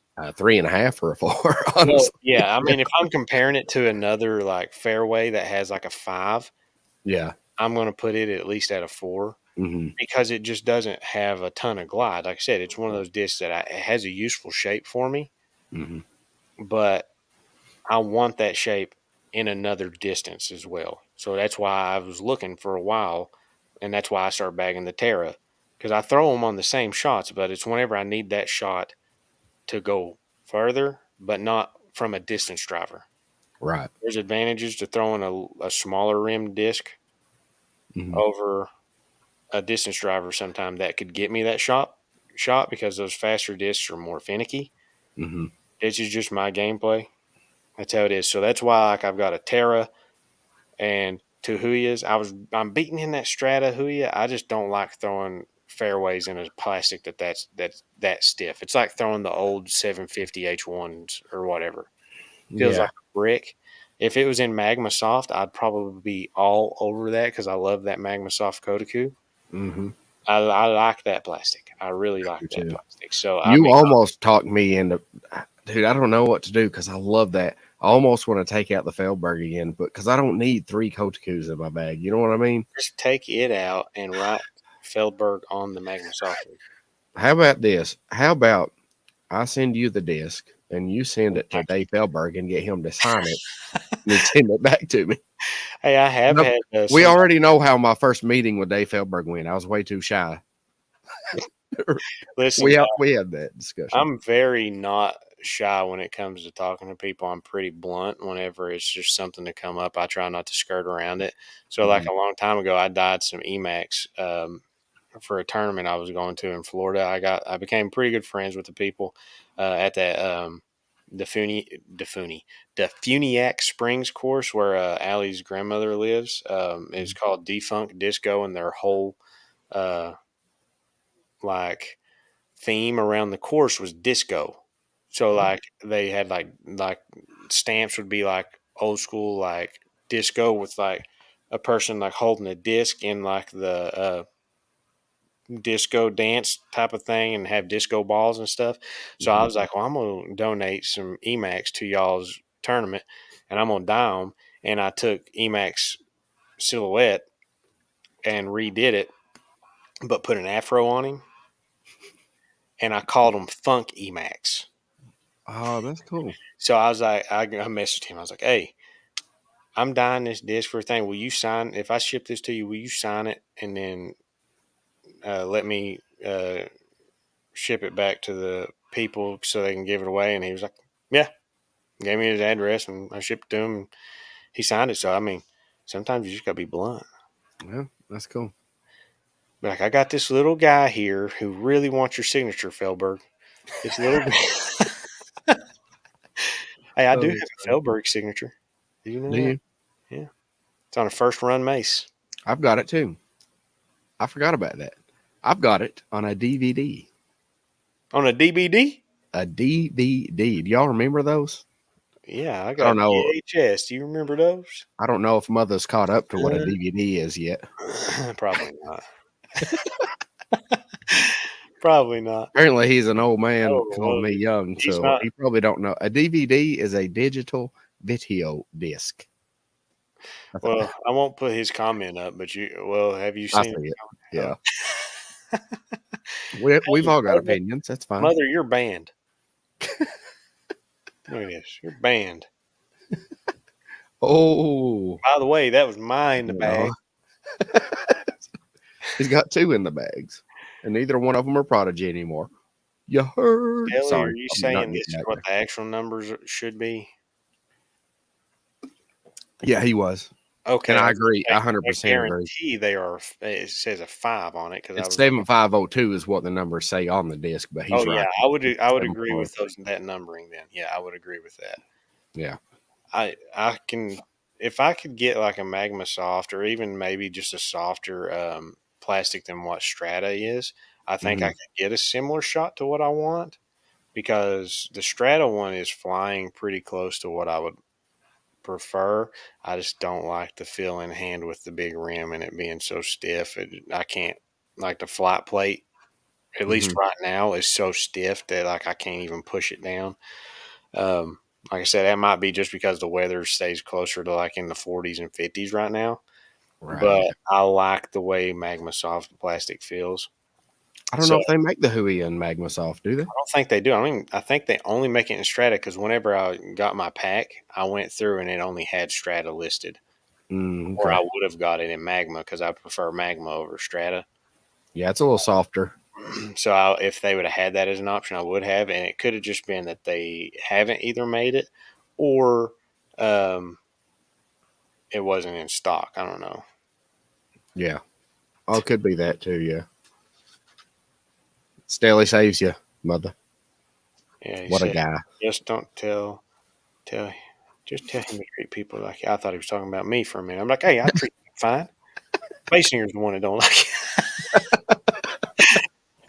So No, he we love says. you, mother. We love you, mother. Oh. But yeah, I decided I was the Ruru. I think was probably the last disc, which I actually like it. I'm just in a weird place right now with the Tui Hmm. and the Ruru with with the glow Tui because I like the way they fly. But like I said in the video, they're like similar flights, but they're different at the same time. So I don't know if they're one of those discs because I've never been somebody to change my bag for the course I'm going to. I just bag every single disc I can possibly bag, and then I have every shot. So I've never been one of those people, but it might be one of those things to where, like, maybe if I'm going to a course to where I need a very just a very straight shot, maybe I just bag a Ruru over top of the glow one and keep a really flippy Tui in the bag. Hmm. Um, and then if I need a lot of shots that are going to be like hyzer flips to turn that are very easy to throw, maybe I would just bag a Tui and not have to worry about the Ruru and just change it up every now and then because they Hmm. fly different, but I can get the same flights. It's just I have to throw a Ruru harder or commit to the angles more. At least the premium plastic ones. But I do think a 2E2 goes farther or further, whatever, than what the Ruru will. If Hmm. I throw them the same in that glow plastic and the premium atomic one, I think I can throw a 2E farther. But if it's windy, the 2E is going to be much more finicky. Yeah. That's why the Ruru wasn't in the bag, is just because the way at first it felt in my hand. But now I just don't even, it's not something I really think about anymore. Hmm. I don't know why. It used to be very, that's why I never changed putters. If it felt anything different than the putter I was used to, I wasn't comfortable. But now that I've putted the Tui now for a little bit, it's so easy to putt them. Mm-hmm. That's one thing. I've never putted like a understable putter like that. So even in practice, I would putt them, but I never liked them that much. But it's so easy if you just get it at the basket, it's gonna hit it. Right. It's Well, either I think. go in or hit the basket or something. Mm-hmm. I think I don't know. This may just be me thinking this, but because like I think that the Tui, for instance, like as far as understable putters, well, the Tui's beaded, and I think it's understable as a throwing putter, but I don't think it's quite as understable as a putting putter because of that bead than what it is as a throwing putter. Does that make sense, or is that me being dumb? Yeah, it's very understable thrower, especially in the base plastics. Right. I think what it is with a understable putter like that, you can make them seem like they're not very understable by um, that understability kind of adding glide. I don't know. It's kind of weird because, like, if you put a Tui on hyzer, Hmm. it'll hold that hyzer Right. Yeah. as long as you don't like roll your thumb or yank it or something like that. It will hyzer. Now, I don't think it's as fast of a hyzer as what other discs will do, Right. but at the same time, whenever you put it on that hyzer, the understability turns into glide. That So makes that's sense. why it's so easy, I think, to put a Tui far because you can put it on that hyzer and it'll gently uh, Yeah. go to the basket instead of you needing to put like when I was putting PA threes, I needed to put for a far putt, I needed to put more right and higher Hmm. flat because they were going to go out and then they're going to dive their self as opposed Hmm. to me putting the angle on it and getting it to there. So I think it's the understable putters are more versatile. Like if you're um, doing like the outside circle putts like I do, because like I said, I don't like I've said before, I don't step putt. I just spin putt really hard. So if I put a Tui on Anheuser and I Hmm. commit to that nose angle, it's going to ride to the right probably almost the whole time. As to like a PA3 or something, I have to putt them really hard on Annie to get them to hold that and put a lot of power on them. So I think that's one of the things whenever you're not throwing them at a high speed, you can make them not seem like they're that understable for putting, which I don't think they are. Like Right. it's just easier to putt them. So I can putt those pretty far with very little effort. And that was one thing I started finding out my first few rounds is I was just like canning putts I hadn't been making in a while, Hmm. 35, 40 footers and stuff with just Because they're putting. so glidey. They Yeah. are like I was like I would hit the line and I'd go, well, that's going right at the basket, and then it would Hmm. go ching, and I'm like, okay. And then once I started kind of figuring out that if I, as long as I get the angle right and just adjust enough power on it, it's gonna go right at the basket. I was like, I can make this work. I just need the plastic that feels good in my hand at this point. Hmm. Because like I had Strata ones, and those are really stiff, and I'm just not a fan of stiff plastic. Doesn't matter. You could give me my favorite putter in the world. If it's in a stiff plastic, I'm gonna hate it and not like it. That's just how Hmm. it was. That's why I didn't put 350 from Prodigy Links. I had to have the Exosofts to Hmm. like them. So I only ever had Exosoft Links.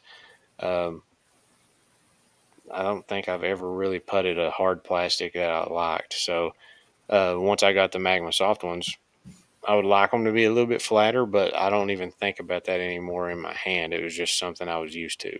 Hmm. They are nice. So I, yeah. I also think that I think that's why I prefer. I also, that I prefer the softer plastics also. Hmm. Uh, and I think back to even it's not even like I guess I've never even really thought about it, but way back in the day, like I used to put with soft magnets, and I'm like, Oh yeah. wow, I guess I've been a soft putter guy, and never really thought about it. There was a very short time when I putted with PA4s, and please don't come through the screen when I say this, but with in the 400 plastic. And that was simply because I liked the understable putter, and they didn't have the PA4 in the baseline Oh plastics yeah. because they first released them in the I liked the feel of the mold, and I liked the understability of them. So I tried it, but that didn't work out so good for me. So They're kind of uh, a weird feeling putter. yeah, They're deep. I liked it. Yeah, it's weird that I liked it because that's like the most deep dish putter that I've ever liked. Yeah, it They does make sense. they were not very too far off from a Ruru. I feel like they're boxier than a Ruru, and Right. they don't No have a V. V. Yeah. But they're in that like dagger esque type of range, but with a almost squarer nose. Like a daggers are really slow, rounded looking. Right. The PA4 is like slow, but in a different way. Like almost, it just looks boxier to me and feels Right. It boxier. is for sure. So that's why I quit. I liked them, but I quit throwing them whenever the P Model US came out, and I just would beat a base plastic P Model US in really quick and Hmm. get the same flight. So, um, yeah, that is funny. That's one putter I never tell people I putted was the magnet. Oh, really? Yeah, and the reason I don't count them is because I never bought them. Oh, okay. My first discs discs that was given to me were magnets. Um, People that I played with here, the two guys that played here, had them, Hmm. and then they were like, "Here, I don't like these. Take these." And I had like five sharks and like four magnets because they kept giving me the discs that they didn't want anymore. Oh. So I had all these sharks and I had magnets, and then once I started buying my own putters, it was whenever I didn't really change. I think I probably one of the first putters I bought was probably the PA3.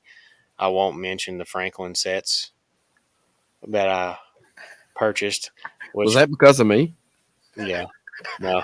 Funny enough, though, the best putter that comes in those Franklin sets is The I mean, owl. the best disc that comes in those sets is the putter. I had a Hmm. few of those, and I had like three owls or four owls because I kept buying those packs because that was all that was at our Walmart Hmm. was those. Hey, Uh, I swear by those RT night owls. Those things were Listen, good. I lost like all the drivers and mid ranges, whatever was in there, in the pond, but I had all the putters still, and they flew fine. Hmm. But like the other ones, I was like, even when my arm speed was like -2, would flip over like Hmm. I was Simon Lizotte. I was like, this, I well, don't understand what's going on. They were like, this is the disc. That's the well, disc problem. when we did that Franklin, I don't know if you ever saw that or not. Oh, I did. I We watched did the Walmart disc challenge. So in the video, it's funny. We say that we were going to donate those to like a local school or something like that. Fun fact: I still have those, and the reason I still that. have those, Horrible. I have all sets. Yeah, exactly. Sorry, you're right. But I honestly, we thought about it after, and I was like, that's going to do like more damage to a new disc golfer than what good it would do. So I kept them, and I was like, maybe we can just revisit it in the future and do it again. I literally still have all 5 packs of those. Well, here's you an idea. I have four starter packs of different varying companies that I have still never done the starter pack challenge that I want to do. If we can get two other people to do it, I will do that. And then I was wanting to do something that was some sort of stake, like the winner or something either keeps the set they want to do, or either they pick what happens with either all the sets or what set they want to give away or something. So maybe we can do that because I think I've got a Lone Star, Yikun's Phoenix set. I don't guess it technically have the RPM set anymore because I bagged most of those that I bought off of you to do that. Um, but I would have to just get a new RPM set probably, and then I have what other set did I get? I had four for sure. What did I get? I don't know. I'd have to look it up. But computer, stop, please. Um, but I do have four, so maybe we need to do that and do some sort of like little uh, give it to people Yeah, or like to a school or something like that. Because I've been yeah, waiting to do that. They've been in my car for I don't know how long, just sitting, probably dented because I've probably sat stuff on them so long. But I know I have another set. I just can't think of what it is. I tried to get. Oh, it's a Castoplast. Okay, oh, okay.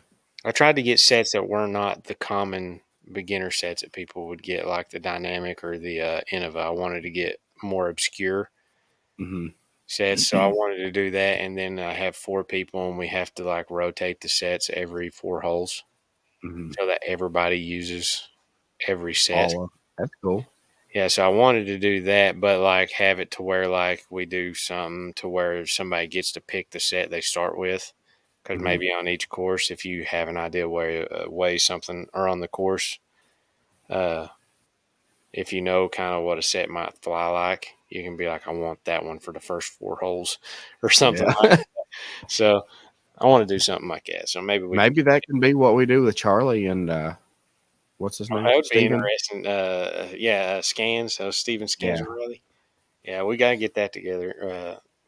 What Because one thing I just thought about, you were contacted recently about you and I and Dale Seal going to a private course, right? oh yeah, golly, I forgot about that. Yeah, Um, he's invited us out. So people watching, stay tuned, and we should have some sort of content soon on a private course that That'd be Josh cool. Delp and I were Yeah. invited to. So Yeah, I think that would be a fun one. So yeah, yeah, we might do shout out to Dale some kind for. of stuff. And He I came. told him because he came into the shop and he was telling me about it. He's like, you should come up there. He's like, I'd like to talk to Delp about it too. I'm like, dude, message him. Delp's down. I can guarantee you Delp's down with it. You know Yeah, what I it's mean? just Like, finding the times. All I got to do is just get out right.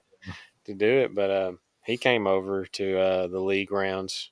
Hmm. I was supposed to play with him, and then whenever Tim messaged me, instead of me asking somebody else in the group to kick their self off the card, I just kicked myself off the card and went with Tim Oh, okay. because I didn't know how early Dell would be in town.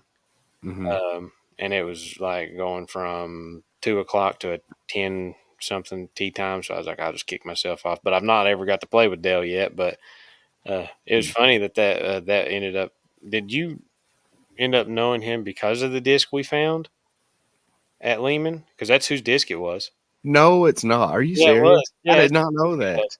Yeah, I had it for I don't know how many months after you found it, and then he got it at the Ridge tournament that we had the first one Oh, from me. that's cool. Yeah, he came to that tournament, and I was like, "Here you go." So yeah, I didn't know if you realized that was whose disc that was or not. I didn't. That's so cool how things come Yeah, full circle like that. You know what I mean? yeah, um, I just know him through yeah. I'm hate. pretty Like he. excited. Sorry, I had Oh lag. no, you're good. I, Yeah, I I'm just I just know him not. through Halo. He comes in there sometimes. Is he Morristown person? Um, I want to say like Rogersville, Kingsport area. Oh, okay. I wasn't sure exactly where he was at. No, I was. Whenever I did that funny look at you, my like Streamyard thing came up with like 0 bars of internet, and I went, Uh-oh. and then you were like, "Sorry." One day I'm just gonna go in here and I'll be like, Maybe that'll be our whole stream. I'm going live after this, and I'm saying, what was it? I was going to go live and say for Magma yeah, Soft Tui stop it. for 24 hours straight. Mr. Uh, Beast challenge. Listen, I'm gonna say while you said Magmasoft too. I know Matt earlier was talking about he bags a Peewalk Mm-hmm. and two Kiwis. I think I saw somewhere. I think he commented on your video or something that said that one is an old run Kiwi and one is a newer Kiwi. Oh yeah, If you like the Peewalk, Matt, check out the Tui for sure. Because I've always told people that the Tui is pretty much the putter version of the Peewalk. Would you agree with that, Josh? I mean, yeah. not feel wise, but flight wise, like that understable hyzer flip to turn over. It is. I've been telling people that here lately now too, since because it does have so much glide. Right.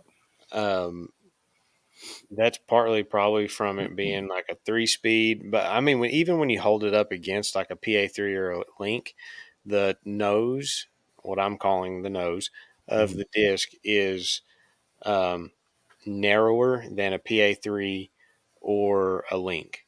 So those are blunter than if you understand. Like I've got this disc here, so um, where that rounds, Mhm. that part of the disc on a Tui is smaller, like right here. That's under my finger.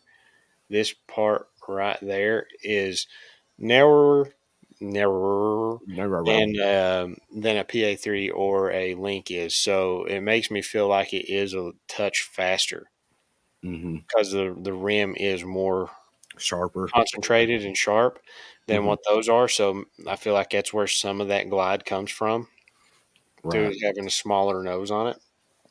But it's a nice thrower, but it is one of those discs. Like if you hit it just like a P-Walk in like a tailwind or something like that, I feel like you would get very similar flights just with a different distance. But I still think the Tui would go really far. Mm-hmm. I need to test that one day just to see. It's just all the fields around here lately have been crappy because it Yeah. flooded here, Yeah. and all the fields that you can throw on flooded. So I went out the other day. I was actually doing the Meteor versus the I think it was the P Walk. Yeah, I was doing a P Walk challenge, and that day I intended to do just a Meteor review and use the P Walk as a base because they've Mm-hmm. got very similar numbers. It's like a Meteor's like 5.5 -3.1, and then a P Walk is 6.6 -3.0. So I was like, it's very similar. It's just a P Walk's faster. And then I went to the field, and it was like felt like 80-mile-per-hour tailwinds, and they were both hyzering on me, and I was like, "What is going on? There's no way I can use this for a review because all it's going to be a lie. Like it's going to be Mm-hmm. straight up like, yeah, it'd be basically me trolling people at that point. Like, yeah, this disc is stable and flies far." But so I was like, okay, I'm just scrapping this and using this as a warm up, and I went and did 2 rounds, um, not 2 rounds, 2 videos at the Ridge for like 5 holes. I did the Malta versus the Kodaku and the Pewauk versus the Meteor. Nice. I was a little sad. I don't know if you watched the Meteor video or not. Uh, I saw it pop up, but I haven't watched it yet. I will. No, I could spoil it for you if you wanted, but You like uh, the Meteor better? no, it's not that I like it better. It's just I hate whenever you do a video like that, and especially on a wooded course, whenever you either throw one better than the other or you get a tree kick that favors others better and it ends up reflecting your scores. Oh, okay. I see. Yeah, it makes me feel bad. Ooh. And I was like, man, it sucks because I was like, I know, and honestly, I think the Meteor and the Peacock are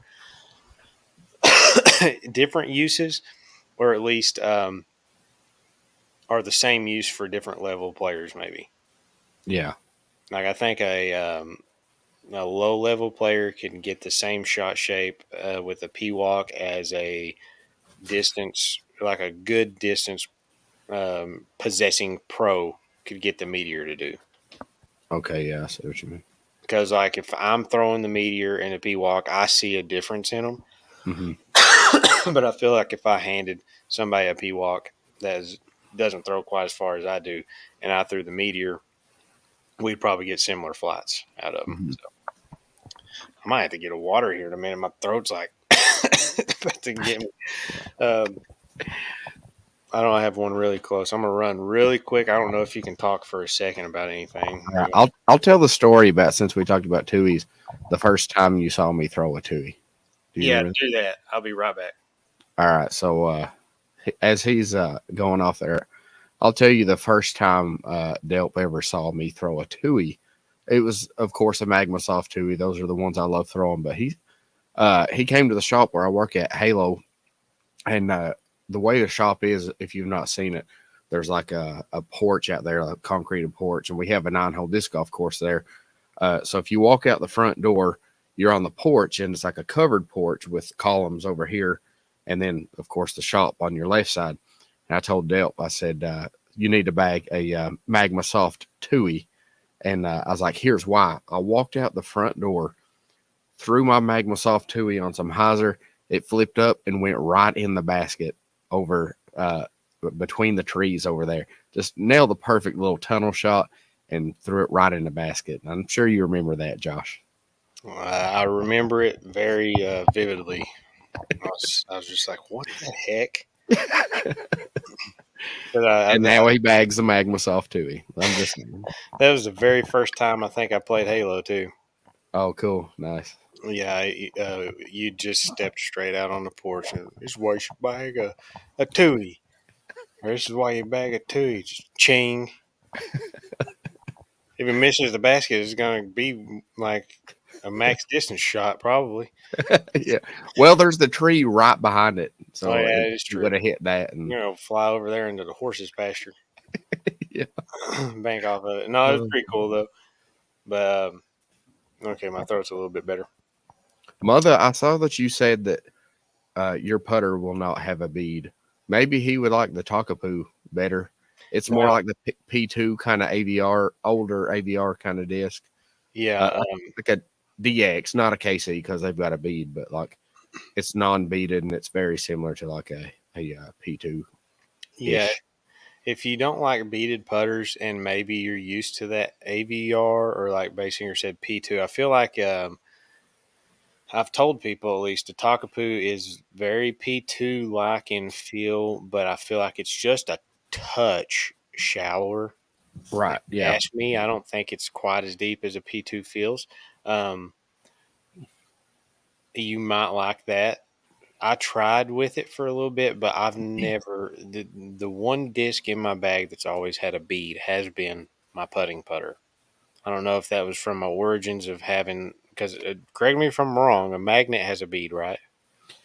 Yeah, it's weird. It's got like a vert ramp on the side of it and then a bead at the bottom. It's a weird one, but like every disc after like that plus any other putter I ever got, like a PA3 or something, had a bead. So then once I got used to that PA3, everything just had to have a bead when I was putting.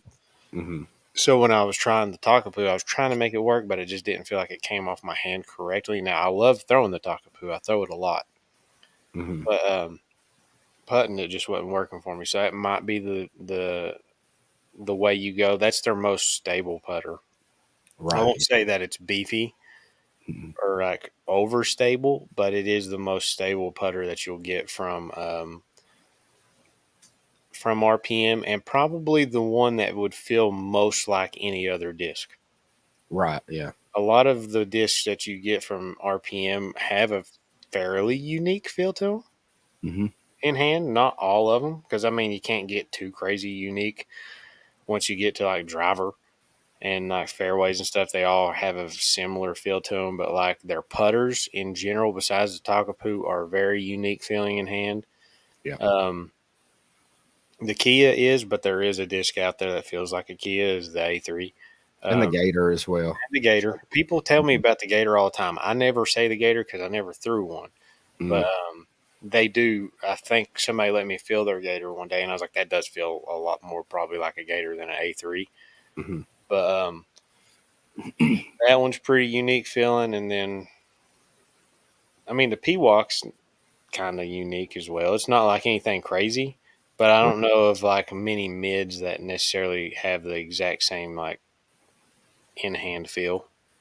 If Hmm. it makes sense. I don't know, like the rim shape or anything's not really all that different. I think just like the discs have just a little bit of a uniqueness to them that's different.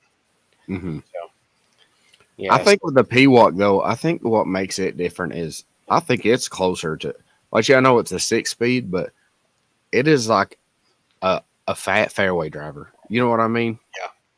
yeah, It like to me, especially because of the distance you can get out of them. It's like I can throw it as far as well. We already talked about how overstable the Hui is, but I can throw it further than my Hui, the no, I Peacock. can by far. I know it's crazy. You know what I I mean? can Like, throw those things way farther than um, Wahuya. Like, mhm. did you see that short that I made that one day about hole 8 at the Ridge?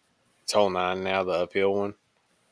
I probably did. I don't know I which threw one. a putter, a mid range, and a fairway on the hole, and I was like, "This is the weird thing, just something funny about this hole."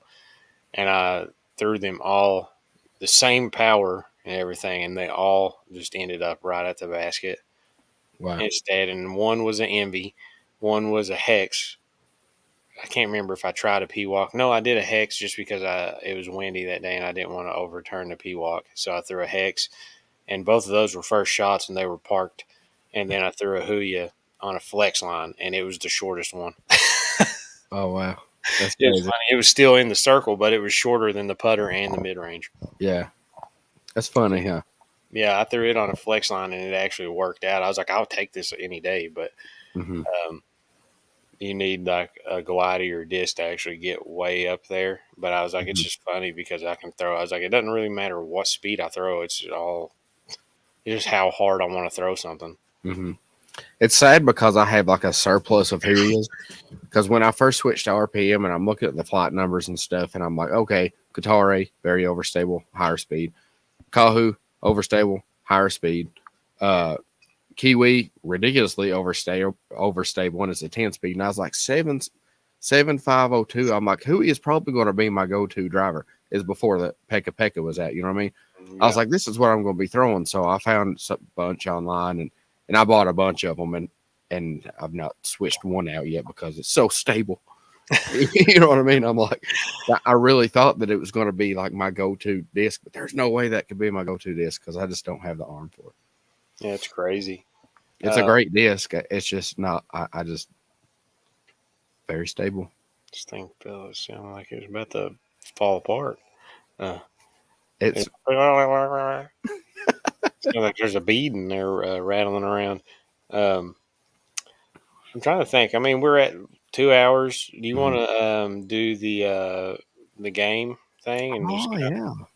I'm trying to remember what we do. Do we say the disc name and you have to name the flight numbers right? Right, yeah. Okay. Do you want to go first or do you want me to guess first?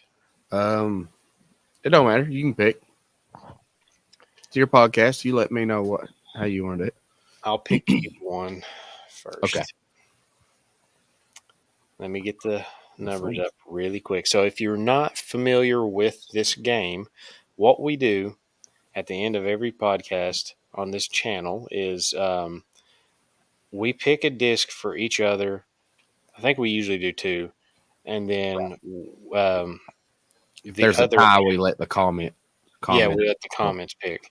Um, we have to guess the flight numbers of the disc the person says. So I'm gonna find my disc, and he And we holds. hold our phones up to keep it honest. Yeah. Yeah, we hold our phones up so we show that we're not searching flight numbers because we have to do that to make sure we win. I don't even know what we're at right now. I feel like you maybe are winning, but I think we're actually tied. are we tied? I believe so because you got Okay. yeah, I think we're tied. I'm pretty sure. Are you ready? Yes, I'm ready. Phone here. Your first disc, Thought Space Oh god. Athletics Pathfinder. Jeez Louise. I know absolutely nothing about thought space. I was banking on that. But I do know Pathfinder is a mid range and I know it's supposed to be glidey. So I'm just gonna go out completely and just absolutely guess here and say 5 5 -1 1. Very close, but wrong. Really? Okay. All right. 5501. Oh my gosh. Staley was close. Mother got Wow. it. Mother got it. Yeah. Yeah, the Pathfinder is Jimmy loves that disc, and it's probably there for a while at least. It was one of the hardest ones to find from Thought Space Athletics. They're just very straight discs, Hmm. very straight. And like you said, very glidey. It's surprising that it's probably not a six glide, but because Jimmy can throw those things pretty far for what they are. So I mean, it's a good disc. But there we are. He missed his first one. I guess All right. So let me get. I've got one for you, but I'm gonna be. I thought of the disc already, but I got to look it up and see if I can find flight numbers. So I'm gonna say. Uh, oh, we just got a team announcement. I Oh, don't know did what we? it is. Yeah. They're probably Um, like Delp and Basing are are banned. off. They're gone. I don't think we're that important to where they'd send out a team announcement. Dang it. Okay, so I'm gonna say, all right. Are you ready for this? I The think so. Lone Star Discs BB6. Oh, I wish I would have looked at the flight numbers the other day when I went to when I went to Throwmore and picked it up. Um, from what I understand, I feel like it's supposed to be understable and glidey. I'm trying to remember the feel in hand. I'm going to call it a 5 speed, a 6 negative 3 1. Very close. You got one of those numbers right. It's probably like a 4 speed. 4-5 Dang negative it. 2-1. Negative 2 1. Yes. Dang. I was sitting there, I was like, I feel like it was, I almost thought it was a 4 speed. And then I was like, I feel like it's a regular mid range. So I went 5 speed. But I was like, I thought it was supposed to have a lot of glide. So that's why I went 6. That's fine. Dang. It's I funny. was I like, picked it up. I, I picked the thing up and I was like, this thing feels so weird. It was like really rubbery yeah. feeling and stuff. And I picked it up, did not look at the flight numbers. That was a missed opportunity there. Um, what am I gonna do now? Um, You went with a brand that I had no clue about. I mean, we have them in the shop, but it's very recent. Like we got them last year, I'm, and I've not really paid that much attention to them. So um, oh, I just got a text message from my mom asking about a Japanese restaurant. Okay, let me find this. Um,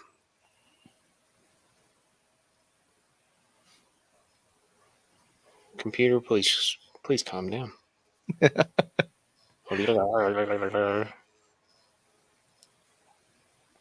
Okay, I think I have your disc.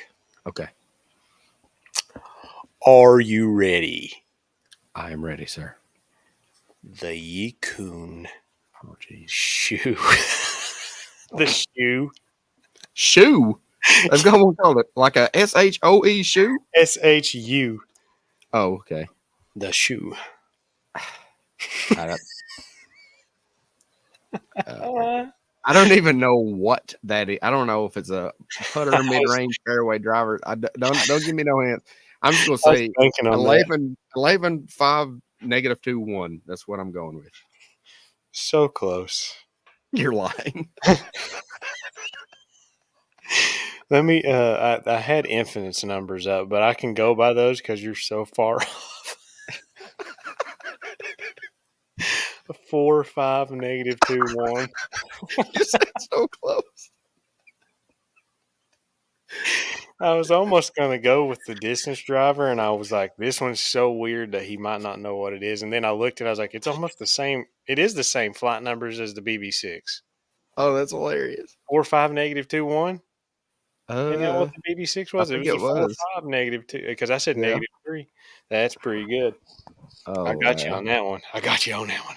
I said 11 speed. I It's a think my very fast mid range, apparently. Yeah, I think my only hope at this game is to just try to stump you from getting points because I don't know that I can score. Well, my only point came from a random guess from a Prodigy disc, so Well, that is true. You did really, you nailed that one. it was pure luck. Okay, I haven't thought of a disc. I was too busy laughing about the shoe, This is the my second page one, shoe. right? The page shoe, yeah. All right. It's spelled really close too. It's hard because you do so many more reviews than I have. You know what I mean? And you've thrown stuff. Every time I pick a disc, I'm like, oh, he's never touched this or never thrown it. You're like, oh, I held it 2 days ago. Well, the only thing you have going for you on there is I never know the flight numbers because I don't Oh, good. care about them. What brand do you know the least about? I'm joking. All You'll probably right. be surprised. Here we go. I'm going way out here. If you get Okay. this, I will Storm be highly surprised. glasses look funny right now. What the heck? Let me bring it up here and make sure this is actually the name of a disc. Okay. Affiliated woodpeckers. Two of them.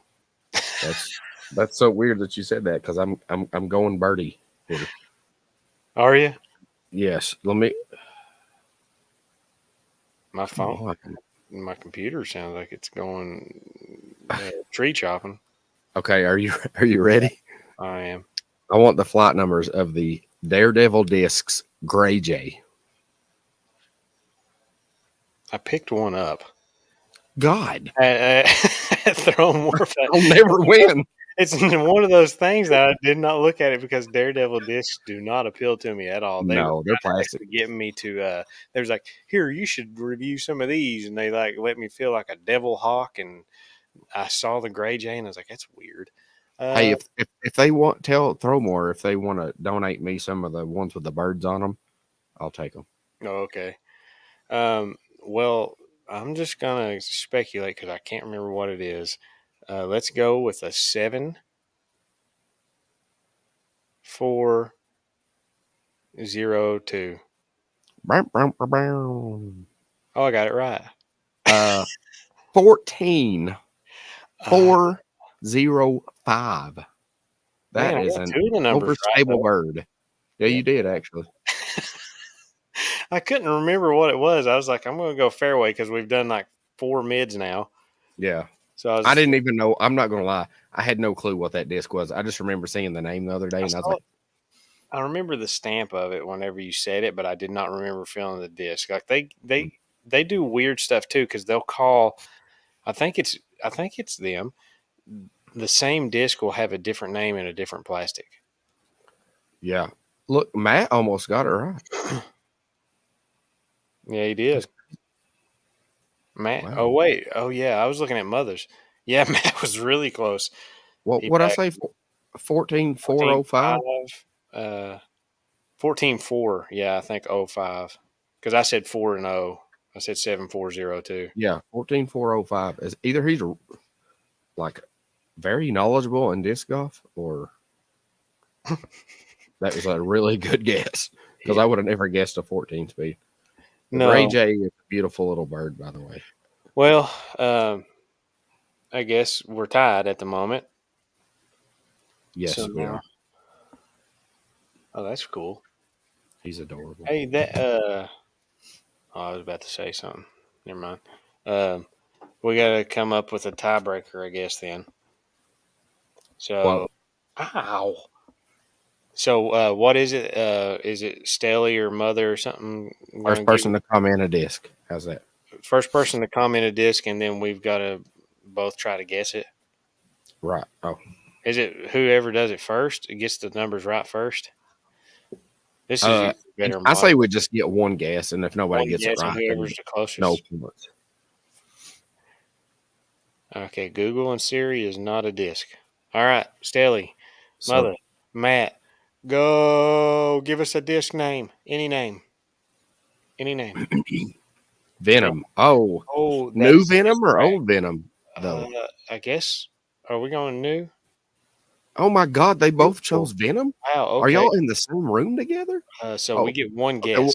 Okay, we'll go retool since Stelly He clarified said there. y'all in the same room. Sorry. Do we need to? They were talking about a bromance earlier. I know where the bromance is Yeah. now after they guessed the same, said the same one. We gotta. Or Uh, do we need to go? it's your podcast, so I'll let you guess first. Go for it. Dang it. I feel like you've got an idea, or No, I you know. actually don't. Oh, I you really don't. don't. Um, First off, are we going closest guess, or just nobody gets a point if we get it wrong? Nobody gets one. I would Okay, say. now I'm not worried. Um, let's see. I'm gonna go. I'm just gonna stick with this 7502. I'm gonna say 8504. So I said 7502, and you said 8504. Uh, that is Discraft, right? Yeah. Venom. Anybody got those? Okay, nope. If Matt's right, we are wrong. Dang. I'm not very experienced with a lot of Discraft stuff, so I just now got some Discraft. Hmm, But it looks like it's an 11 speed. So 13 13, is that the old or the new? March 10th release 12, 4, 13503. What? 13503. So that's the new one. This is on. It says coming soon. I just found a random website, Luna Park Disc Golf, and on the disc it says 13503. Let me. Okay. And it says Well, first. regardless, we're wrong. Yeah, that's it. Because they retooled it for AB, or they didn't retool it, but they didn't retool it for him. It was in the process, but that's going to be his Signature. signature. Oh, okay. Yeah, so that's the new one. So 13504. You Well, kind of ruined me because I was actually going to say like a distance driver, like a 12 or 11 speed. And then when you said 7, I was like, so I went lower I had speed. absolutely no idea about the original or the new one. So I was hoping you were going to go first, and I was going to guess a little bit different from what you did. We would have been better You off. probably would have got it right because I I would know. have I would been have. off. Yeah, if you just said 12 speed, I'd have probably went 13. All That was right. fun though. Well, that's all we got for this week. Make sure you share these podcasts. Go follow us on Spotify and Apple, whatever podcast network you listen to. If you listen to podcasts, it'll help Hmm. us out, just get more downloads and stuff.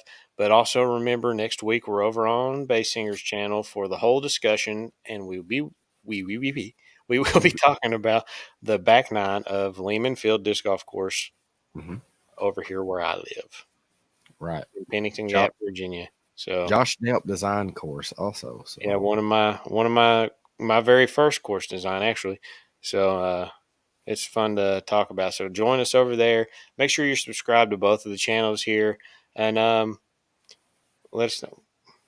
comment and post. Yeah, comment and post. It helps quite a bit. Like Yeah. getting a lot of comments on the videos helps a lot. I know where we were Do off this. for a week here, it might have the stream maybe a little bit down. I don't know. I don't know how many comments and stuff we got today, but hopefully we can keep on moving on up the board and getting more people joining in and stuff. So we appreciate anybody that's commenting, whether it has to do with what we're talking about or not. Right. I Yeah. mean, comments are comments and it helps. So I appreciate y'all. Thanks for Baysinger for always joining me here, Right. making it fun. That's It's all we're been about. fun. And if you ever have any topics and stuff that you want us to talk about, leave it in the comments here or Hmm. on other videos that I've got going up or on Baysingers or something. Because, I mean, looking for stuff to talk about, I'm sure we'll start getting more and more now since we're coming out of the off season. We basically started these podcasts when the seasons were ending. So Hmm. all we've had to talk about have been sponsor changes. So Yeah. anything that you want to hear about, whether it's discs or anything, I don't know, anything disc golf, let us I know. would I would say also something that would help. Let us know because at the beginning of the podcast today, we didn't know if we should talk about. Of course, we both knew Delp and I both knew who won LVC. So Hmm. let us know in the comments. We didn't know where to go with that. Do you want to risk spoilers and us talk about it, and then we can all talk about what happened for the weekend? Of course, we wouldn't on my side on the podcast because it's more based towards the course, but we Yeah. would definitely over here if you all want to. So comment Yeah. that after. Yeah, if y'all think it would be interesting for us to, I mean, it could work out sometimes, like on the weekend that we're over on your channel. That if a tournament happens that week, we'll have a week for a tournament news to die down a little bit, and we could, Mhm. if we both can watch enough coverage to have like a tournament breakdown or Mhm. something like that. If people want to hear it, I'm down for that too. I still like doing the regular, just shooting the crap, so to Yeah. say, about disc golf. I like just having it not being too serious and just kind of free flow. We are rambling Right. men and have a hard time staying on topic. No. No, but I wouldn't be opposed to that. And then who knows? Yeah, Maybe I it wouldn't either. maybe It it would becomes kind of pretty even us popular. out with the people who are viewing. You know what I mean? Because I've heard people Hmm. say they don't really.